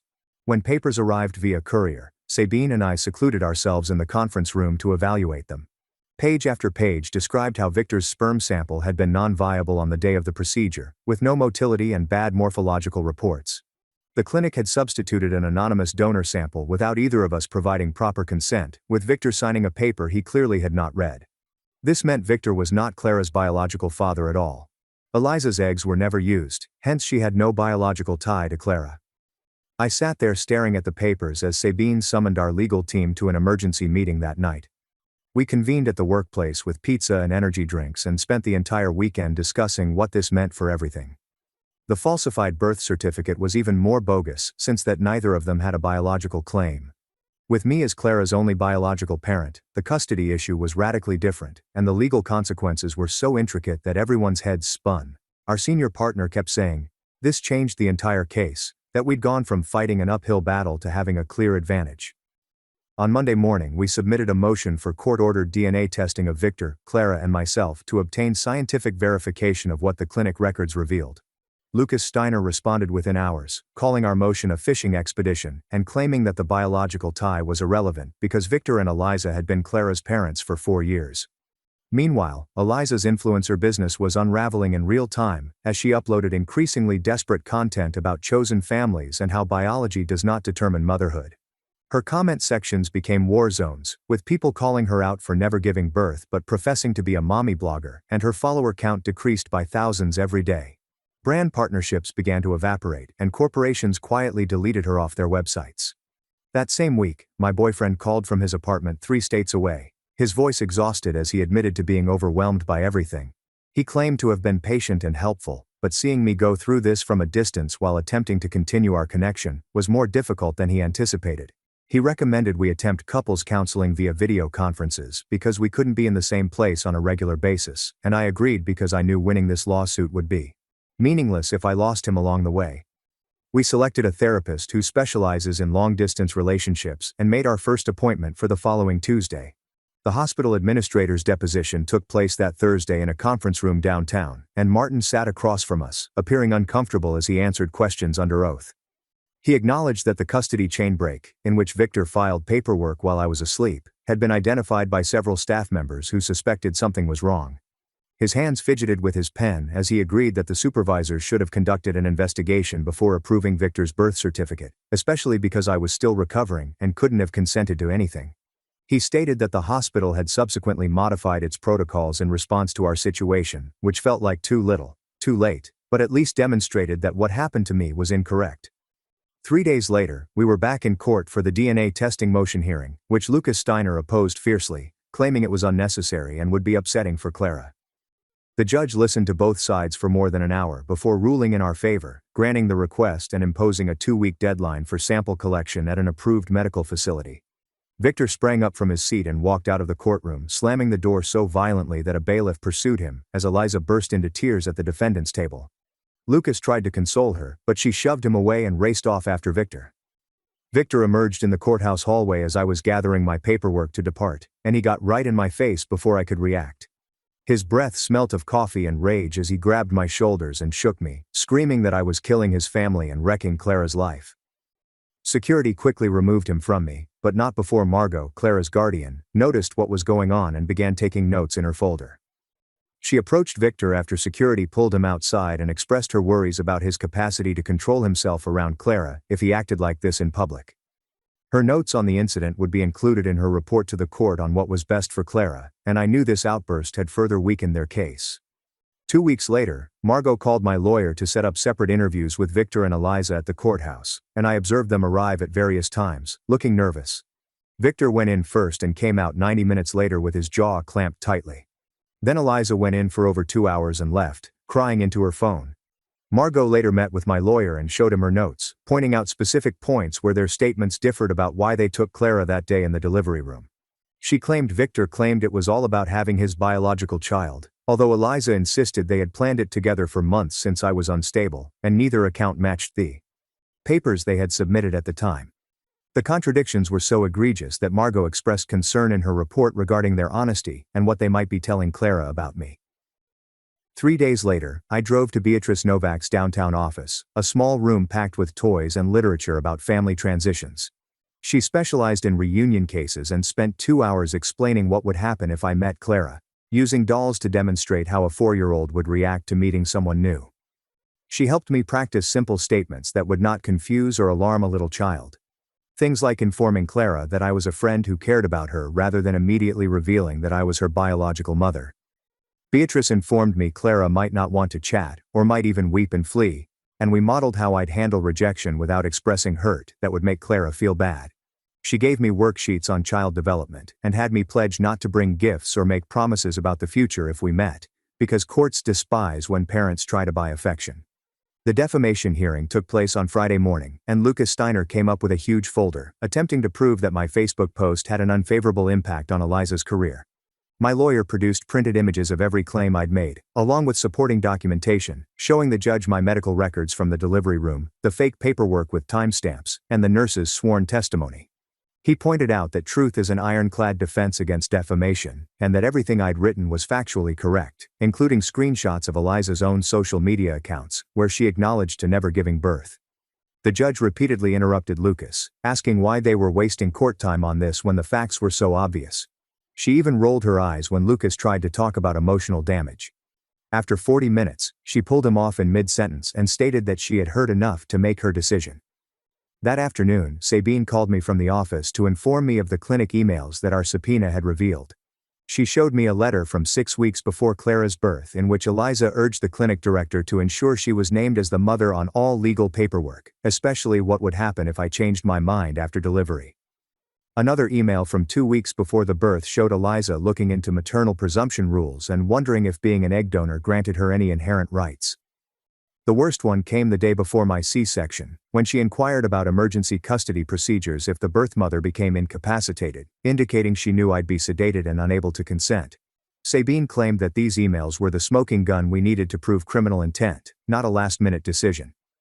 My boyfriend called that night from the airport before his flight home after spending a week with me, and we sat in his rental car outside departures, discussing boundaries. We agreed to video conversations every Tuesday and Friday at 8, agreed not to discuss the case until something serious happened, and pledged to be honest if the distance became too much for either of us.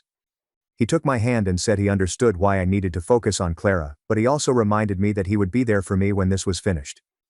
The journey home alone was more difficult than I had anticipated, and I blasted music loudly to avoid thinking about how lonely my apartment would seem. 2 days later, we returned to court for a status hearing, when the judge announced that she would appoint a supervised visitation coordinator to handle any prospective contact between Clara and me. She indicated that if reunification proceeded, this individual would provide a safe setting for Clara, beginning with brief supervised visits in a neutral place. The coordinator would report back on Clara's comfort level and whether increased contact would be in her best interests, emphasizing that any reunion would be a gradual process over months.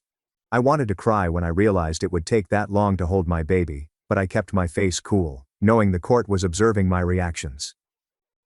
That Thursday morning, I awoke to dozens of emails about a gossip blog piece titled "Bitter Birth Mom's Vengeful Campaign," which included screenshots of old texts between me and Victor from years ago.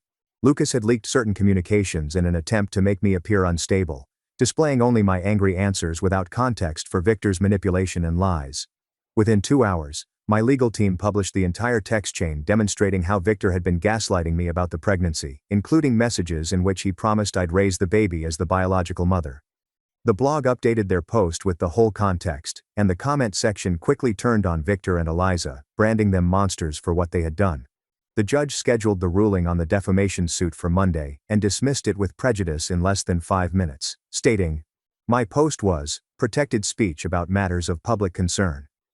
She went on to award us legal fees, saying the suit was frivolous and appeared designed to silence legitimate criticism of potentially criminal behavior.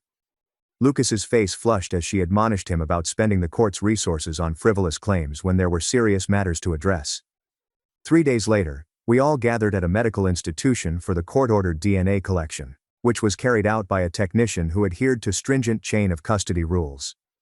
Victor sat in the corner, refusing to look at anyone while the technician swabbed his cheek, and Eliza whispered quickly to Lucas, who continued to shake his head. When it was my turn, I tried to remain cool, even though my hands were shaking, knowing that the findings would confirm what the clinic records already showed. Clara was only mine biologically. The technician put everything in special bags with witnesses' signatures and stated the results will be ready in 2 weeks. That afternoon, Margot contacted and asked me to work with Beatrice to create a basic introduction script for Clara, focused solely on the child's comfort if contact was authorized. We spent 3 hours rehearsing age-appropriate vocabulary and how I would explain myself to a 4-year-old without overloading her with sophisticated adult material. 2 days later, Sabine told me that Eliza's skincare sponsor had dumped her, and I visited Instagram to see her follower count decreasing by thousands each hour. The corporation talked about focusing on genuine partnerships, while Eliza frantically uploaded damage control videos, stating she was taking time to focus on family. Another sponsor pulled out that afternoon, claiming brand realignment, and by the evening, her apparel line partnership had also ended. I watched her income shrink in real time as she posted increasingly frantic messages about keeping strong and not letting haters win. The courier knocked on my door Friday morning with the DNA results, and my hands shook as I opened the sealed package. The lab analysis revealed that Victor had no genetic markers in common with Clara, whereas I was 99.9% positive that I was her biological mother. The donor profile number corroborated what we already knew from the clinic records, but seeing it in black and white made it true. Sabine quickly moved for an emergency hearing, which the judge scheduled for Monday morning.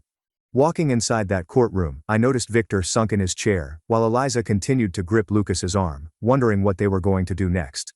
The judge evaluated the DNA results and determined that the birth certificate was manifestly fake, necessitating prompt repair. She ordered a thorough hearing on vital record revisions, but highlighted that biology was not everything in custody cases, despite her significant worry about fraud. Lucas stood up, explaining that Clara needed stability with the only parents she had ever known, regardless of biology or how she came to be with them. He acknowledged to the deceit, but stated that removing Clara would result in irreversible harm after 4 years. The judge summoned Amelia to testify about the clinic operations, and she nervously described how they substituted donor sperm without necessary consent papers. She stated that their protocols failed, and that they did not follow basic informed consent standards. While their lawyer sat there looking forlorn, the judge evaluated everything for 20 minutes before appointing Beatrice to devise a reunification strategy that prioritized Clara's emotional well-being above all else. She requested supervised visits, beginning with brief interactions in neutral settings with professional assistance to help Clara gradually adjust. That night, I couldn't sleep because I knew I would finally meet Clara. So I got out pregnancy images as well as photos of my parents, who died before she was born. I created a simple photo book with captions that expressed how much she was wanted and loved even before she came. My hands wouldn't stop shaking as I penned her a note telling her she was unique, brave and amazing just the way she was. The visitation facility included vibrant walls covered in children's artwork as well as a play therapy room stocked with toys and books. Clara walked in, holding Eliza's hand and wearing a purple dress with butterflies, and my heart froze when I saw her face, which looked exactly like mine at that age. She was shy at first, hiding behind Eliza, but Beatrice gently pushed her to check out the puzzles on the table. I sat on the floor, making myself small and quiet, while Clara approached, captivated to the wooden animal puzzle I was working on. She indicated to the giraffe piece, so I handed it to her and watched her carefully place it in the correct location. We worked on the puzzle together for 10 minutes before she showed me her rainbow and kitten paintings. She smiled when I told her the orange cat looked exactly like one I had as a child, and she asked whether I liked cats as well. The 30 minutes flew swiftly, but when Beatrice announced that time was up, Clara waved farewell and promised to see me next time. Victor stormed out the moment we left the therapy room, slamming the doors, while Eliza cornered Margot, screaming it was too stressful for everyone, especially Clara. Margot jotted down everything in her notebook, even how I remained calm and followed Beatrice's instructions exactly while they caused a scene. Our lawyers met the next day to discuss settlement terms, and my team recommended modest damages in exchange for regular supervised visits, with the goal of eventually sharing custody. We didn't apply for full custody straight away, knowing Clara needed time to adjust after 4 years with them. The conversations went on for hours, with Lucas pushing for minimum interaction, and us insisting on genuine connection building. Twice weekly visits for the first month, increasing we eventually decided on progressively based on Clara's comfort level and Beatrice's advice. The financial settlement covered my legal bills and fraud-related damages, but I accepted less money in exchange for more time with Clara. Victor had to sign papers stating that he was not the biological father and agreeing to the modified birth certificate listing me as mother. Eliza cried during the meeting, claiming we were ruining their family, but the judge had previously stated that their family was formed on criminal fraud. The agreement contained rigorous non-interference terms that prohibited them from weakening the visits or poisoning Clara against me. We also received the right of first refusal for child care, which meant that if they needed a babysitter for more than 4 hours, they had to contact me first. Sabine high-fived me in the parking lot afterwards, stating we got more than she expected given we started with no access. I drove home knowing that this was only the start of a long journey, but at least I had a legal avenue to know my daughter. 2 weeks later, the judge brought us back to hear the final decision on the birth certificate problem. I sat in the courtroom, watching Victor stamp his foot non-stop and Eliza constantly checking her phone for sponsor messages. The judge read her decision slowly and thoughtfully, describing how the evidence demonstrated apparent fraud in the original application. She directed the Vital Records Office to update Clara's birth certificate immediately. My name would be published as the biological mother, with a special notation about the egg donation and surrogacy agreement. Victor's face flushed scarlet as she revealed that he had no biological tie to Clara.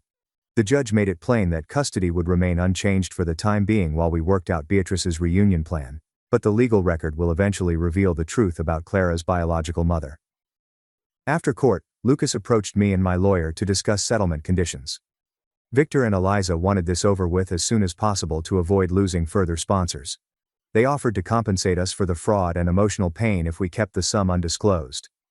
My lawyer pushed for more money, but all I wanted were visitation guarantees. We spent 3 hours talking back and forth until they agreed on everything. They would pay my legal bills and damages, keep away from me entirely, and never interfere with our visitation schedules. Most significantly, they were not allowed to discuss the matter in public or post about it online. When Eliza signed the documents, she cried, but I had no sympathy for her. The lawyers for the reproductive clinic contacted us the next day, as well, and expressed their desire to settle. Amelia had previously conceded that their consent protocols had been violated, and they knew they would lose in court. They promised to pay a hefty compensation to both me and my NGO, which would cover our expenses for several years. In addition, the facility vowed to thoroughly overhaul its permission forms and donor practices. They would pay for Clara's therapy sessions with Beatrice for as long as necessary. It felt good to know that other ladies would not have to go through what I did at the clinic. My firm summoned me to the ethics review meeting that Friday. I was worried, but the senior partners were quite impressed with how I handled everything. They claimed I maintained professional boundaries despite coping with an impossible personal situation. The ethics committee imposed new criteria for lawyers and personal cases, but I was cleared entirely. Even better, our largest client called that afternoon to renew their contract for an additional 3 years. They said watching me battle for justice while being professional increased their trust in our firm. The second monitored visit with Clara occurred the following Tuesday. I packed coloring books and crayons this time, which made her happy right immediately. She was less shy and sat next to me, rather than across the table. We colored pictures of puppies, and she informed me that their names were Spots and Fluffy. When I inquired if she liked dogs, she nodded and stated that she wanted one for her birthday. She showed me her favorite stuffed animal, a worn-out bunny that she had since she was a baby. I helped her sketch the bunny, and she giggled when I made the ears too big. Beatrice observed from the corner, taking notes as Clara began to warm up to me. She even said my name correctly when Beatrice asked who she was coloring with. Clara requested near the conclusion of the visit if I would return to play the next time. I told her sure, and she hugged me briefly before Victor arrived to pick her up. According to Beatrice's report, Clara was adjusting faster than predicted and displaying clear attachment indications. My boyfriend traveled in that weekend so we could discuss our future. We sat in my apartment for hours, talking about how everything would change with regular trips to Clara. He was encouraging, yet realistic about the problems we would encounter. We decided to postpone our plans to move in together for at least 6 months. He needed time to adjust to the concept of being associated with someone who had a child, even if it was only part-time. I absolutely understood because this was not anything one of us had planned. We vowed to maintain our connection strong but take things slowly while my life adjusted to this new normal. He took my hand and pledged that we'd work it out together, which meant everything to me. That night, I sat down to write a public update on the case.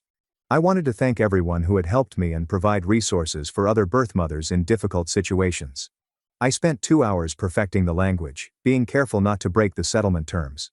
The message featured links to my nonprofit's website and helpline numbers for women dealing with custody concerns. I wrote on how each family's route to justice is unique, and there is no shame in fighting for your rights.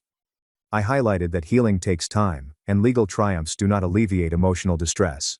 The response was astounding, with thousands of shares and messages from women sharing similar experiences. The following Thursday, I paid Clara my 3rd visit at the facility. When I walked in, she raced up to me and excitedly showed me a drawing she had drawn at home.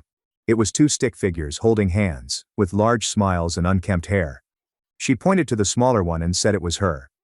Then I pointed to the taller one and said, "That's me." My eyes welled up, but I held back tears and assured her it was lovely. We spent the visit playing with blocks and reading picture books she had chosen. When it was time to depart, she handed me the drawing and asked me pledge to hang it up. I went out of the visitation center, clutching that beautiful piece of paper like it was made of gold. The timetable included another visit next week and a court appointment in 3 months to examine our progress. This wasn't the life I had envisioned when Victor and I initially tried for a child, but it was the one I had worked for and achieved. My wealthy sister offered to pay my debts if I was her surrogate, but when her husband demanded natural conception, I cut them off and fled forever. My name is Anna, I'm 27 years old and I feel like I just made the biggest mistake of my life. Or perhaps I'm ready to make another one by withdrawing. It involves my older sister, Elisa, and her husband Mark. They are both in their late 30s, possibly closer to 40 now. Elisa has always wanted a large family. She has always been the mom with around 10 dolls lined up when we were youngsters playing house. It wasn't only a childhood issue, it became her biggest dream. But life threw her a huge curveball.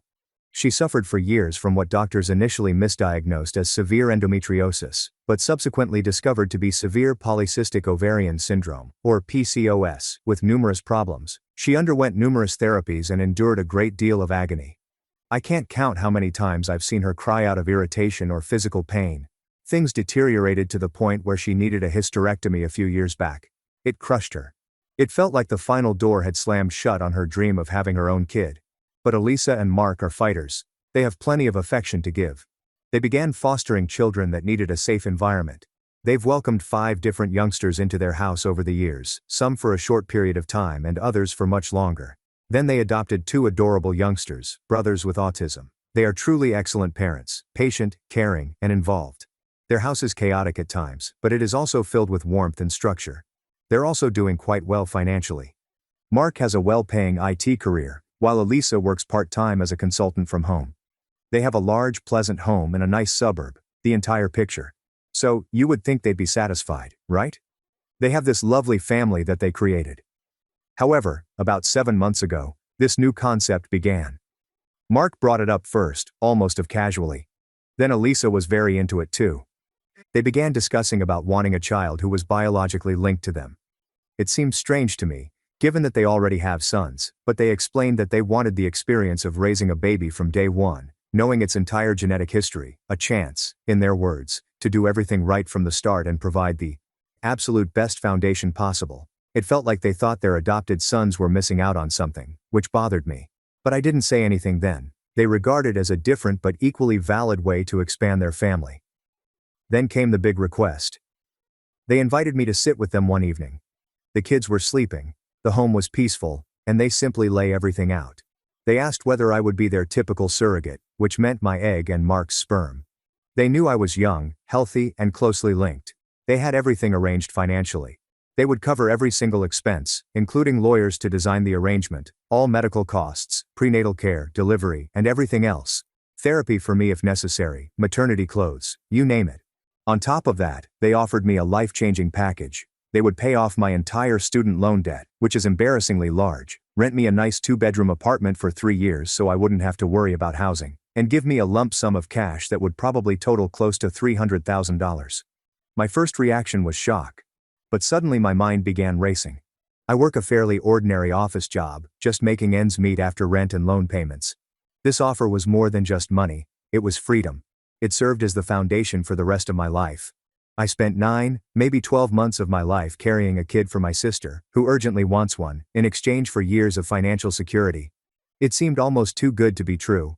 I thought about it for a week. I spoke to my parents. They were ecstatic. "What a wonderful gift, Anna," my mother replied. "Family helps family, and think about what they're offering." My father agreed, stating it was a realistic approach to aid Elisa and Mark while also securing my own future. Our entire extended family, very close and part of a conservative religious group where family and sacrifice are really important, thought it was a lovely, beautiful notion. Aunt Zoe even called me teary-eyed, stating she was proud of my kindness. So with everyone cheering me on and dollar signs flashing in my mind, I said yes. I had a clear picture of it. Regular visits to a spotless, sterile reproductive clinic. Mark would supply a sample. The physicians would do their thing. Maybe some hormonal injections for me. Then a simple insemination method, such as IUI, intrauterine insemination. Clinical, medical, and impersonal. That is what I signed up for in my thinking. I could manage it. It would be a profession, one that was both personal and physically demanding, but still doable. Then came the conversation, which completely threw me off guard. Elisa called me a few weeks after we agreed, sounding slightly uneasy. She asked if I could come over for supper with the 3 of us again. I went expecting they might want to talk about timelines or lawyer stuff. We were eating dessert when Mark cleared his throat and explained that they had been doing a lot of thinking and study. He said that they hoped to conceive naturally, through intercourse. I think I just stared at them, fork halfway in my mouth. What are their reasons? 1, it was absolutely free, saving them clinic fees that they could use for the baby fund or my remuneration. I was unsure. 2, despite the fact that things had improved significantly, they were still concerned about hospitals and clinics due to ongoing pandemic worries. They enjoyed the concept of storing things at home. 3, and this was the strangest part. Mark had reportedly read some articles online and became convinced that spontaneously conceived infants were healthier, and that the pregnancy itself would be safer with no artificial processes or chemicals involved. Elisa nodded, noting that it felt more linked and organic this way. I quickly felt nauseous. The ick factor, as I named it in my thoughts, was overwhelming. It wasn't Mark. He's my brother-in-law. I've known him for years, and he's wonderful. But sleeping with him frequently for the aim of conception seemed wrong on so many levels. It felt like it had passed the line from surrogacy into something quite else, something nasty and extremely uncomfortable. Why couldn't they simply use a syringe? Seriously, if they wanted to save money, they could do it at home instead of going to the clinic.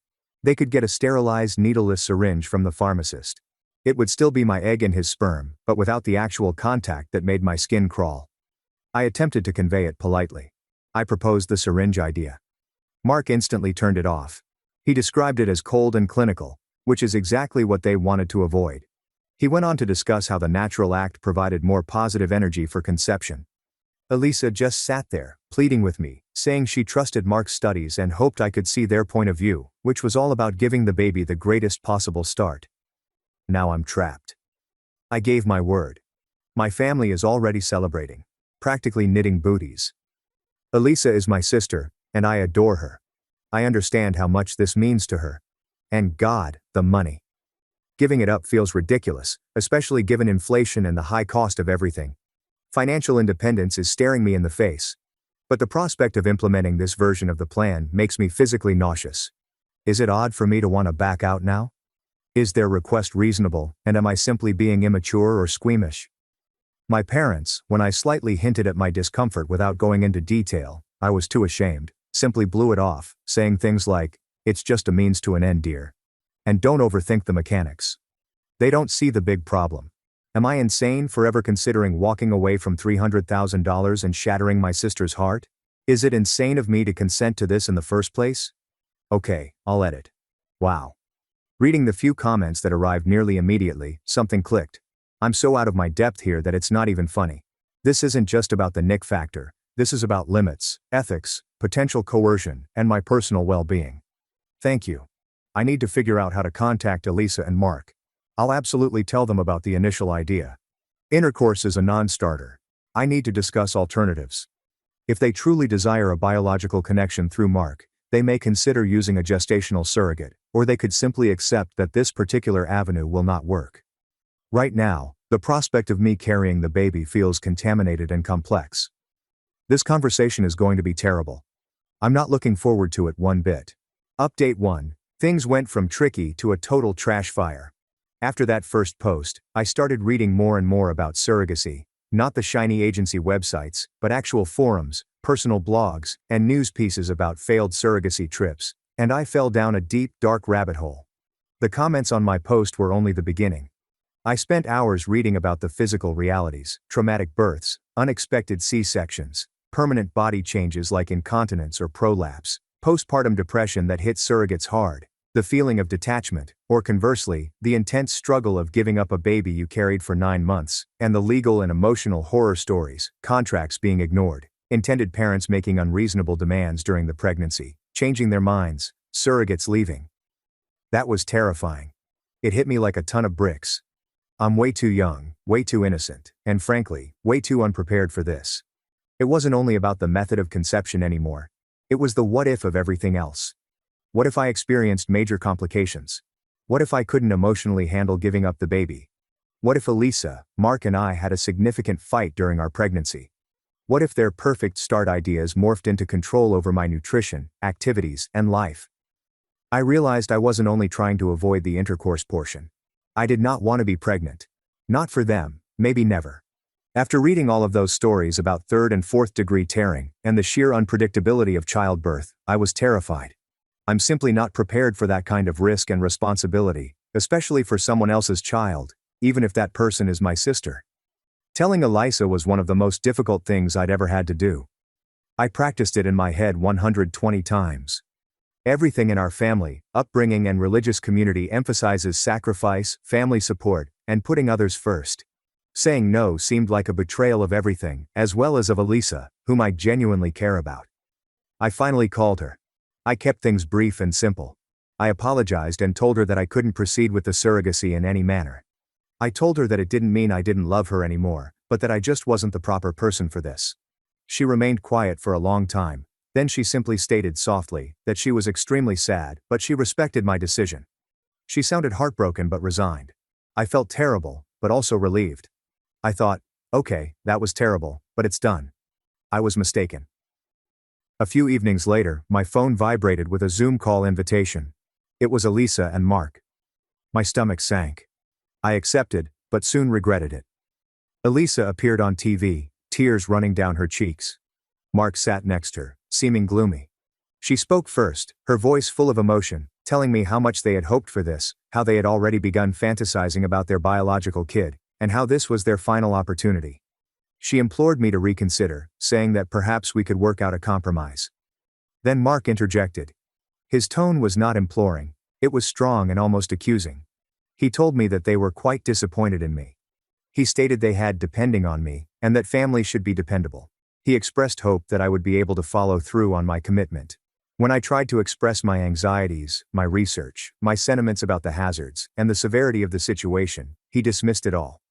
He launched into a sermon about how pregnancy and childbirth are the most natural and beautiful procedures in the world, how women's bodies were literally designed for this, and how I should not let fear prevent me from fulfilling this sacred calling for my family. He made it sound like my anxieties were ridiculous, irrational, and that I was defective for not accepting this gift. Hearing him remark that I was made for this after everything I'd read and felt sparked something in me. It felt dismissive, patronizing, and quite manipulative. I'm glad it was a video call. I'm not sure what I would have done in person. I just mumbled something about a terrible connection, froze my video feed, and hung up. My heart pounded. Then the text began. Elisa sent a pleading text. Please, Anna. Think about it more. Mark sends guilt-tripping texts. You're really letting down your sister. Think about what you're tossing out. I had been ignoring them. I'm not sure what more to say. How do you reply to that? One thing is clear. Backing out was the right decision. Their reaction just proved it.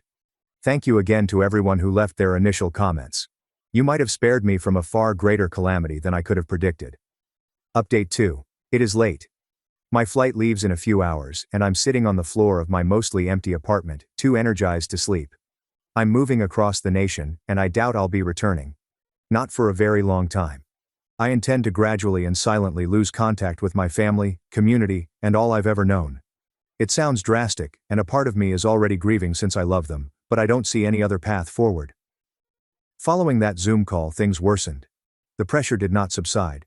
My parents intervened, gently at first, then more insistently, asking me to restore fences and contemplate aiding Elisa. They certainly didn't get the whole picture. I was too ashamed and conflicted to inform them about the intercourse demand at first.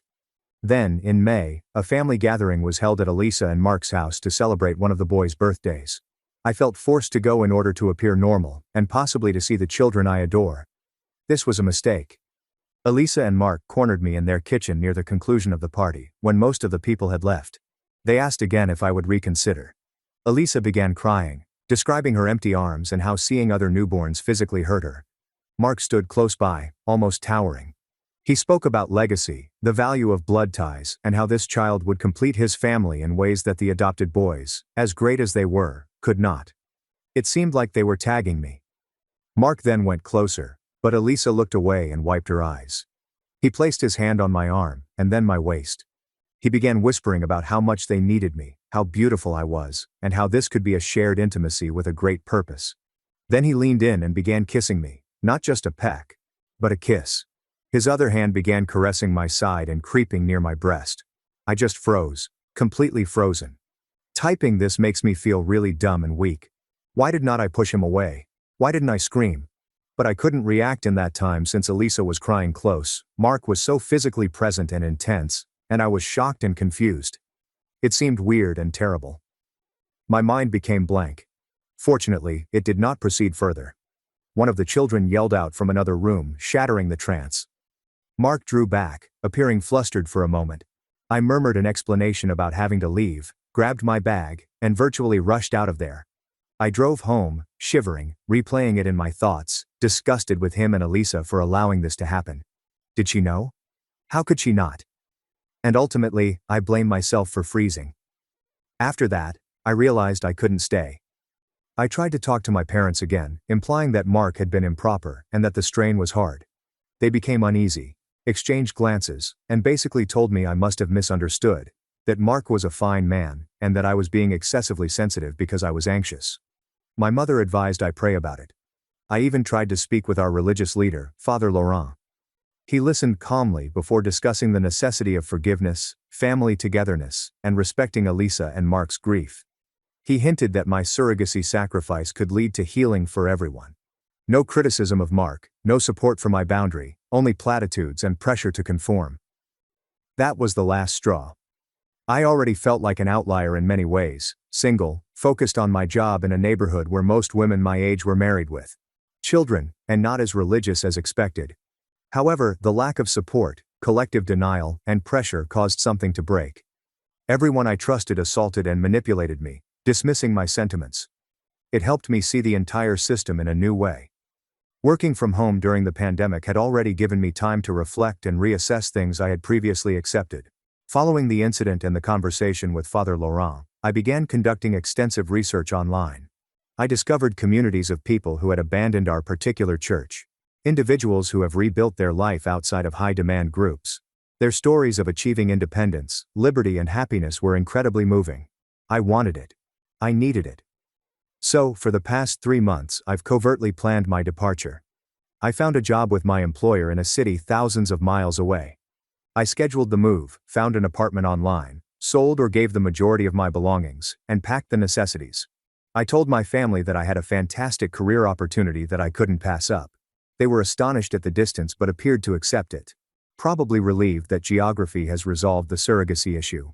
Attending the large Community Pioneer Day event last month was excruciating. Pretending everything was fine, making small talk, ignoring Elisa and Mark's hard stares, and hugging my parents farewell, knowing it could be the final time for a long time. It was extremely difficult, but I finished it for myself and to bring that chapter to a close. So here I am, waiting for daybreak and my trip to a new life. I feel afraid, eager and heartbroken all at once. I know it will be difficult to start a new life alone for the first time. But I also realize I can't go back. Thank you, strangers on the internet, for being the first to tell me I wasn't insane. You have no idea how much difference it made. Stay safe. Update 3. It's hard to realize, but my 1-year anniversary of leaving is almost approaching. I logged back into this old account, mainly for myself, as a time capsule entry to look back on someday. It's a beautiful, sunny morning in my new city. Birds are chirping outside my window. I have a good cup of coffee. And for the first time in what seems like forever, there is a sense of calm. Real peace. Not the peaceful tension I used to experience, but actual tranquility. This past year has been a blur. It was difficult to start over at the age of 27. There were lonely days, moments of doubt, periods when I missed the familiar, and even places I ran away from. Making new acquaintances requires time, navigating a new city, a new social environment, and figuring out who I am without the titles that defined my previous life: daughter, sister, community member. It's been a process, but it's been my own. I enjoy my job here. I've met some extremely interesting folks outside of my usual circles. I've tried new activities and explored new places. I've spent a lot of time in therapy, digesting what happened, learning about boundaries, and processing my loss and anger. I've learned that it's okay to prioritize myself. My contact with my family has become minimal, virtually non-existent. There were a few awkward texts on birthdays and holidays, but that was it. It hurts occasionally, like a dull ache. I miss the concept of them, the family I believed I had. But then I remember the pressure, manipulation, violation, and lack of support, and I know I made the best decision for my health. I'm not sure what the future holds. Maybe eventually there will be reconciliation, but I'm not holding my breath. Right now, I'm focused on living my life on my own terms, and today, feeling the sun on my face, I am filled with gratitude. Grateful for the opportunity to start over. Grateful for the strength I discovered that I did not realize I have. I'm grateful for this quiet, ordinary, serene morning. Here's to our first year of independence, and hopefully many more to follow. And now for story 2. My girlfriend cheated on me, so when she tried to come back, I played her game and won. So, I met Leah through a common acquaintance, and while I liked her at first, I didn't expect to be in a relationship with her. We were only buddies. A month later, we attended a party at a friend's house. The party was fine, but after a time we became bored and decided to relax on the couch. After a time, 2 of our companions left to buy more drinks, leaving me and Leah alone. We didn't take long to start making out. I am not sure what happened next, but I awoke with her in my arms. We decided it was just buddies having fun and continued as we had till then. Now, let's move off topic for a second. I reside on an island with several tiny villages dotted throughout it. Leah resides in a town about 20 minutes from mine, and I went there frequently because my grandmother lives there. I see my grandmother almost every weekend, so Leah and I were seeing each other more frequently. We usually went out with a small group of friends, but one day Leah and I found ourselves alone again. We made out again. This continued for almost a month after the home party, and we would periodically question, what exactly are we? We considered starting a relationship, but we put it off until one day she asked for a direct response.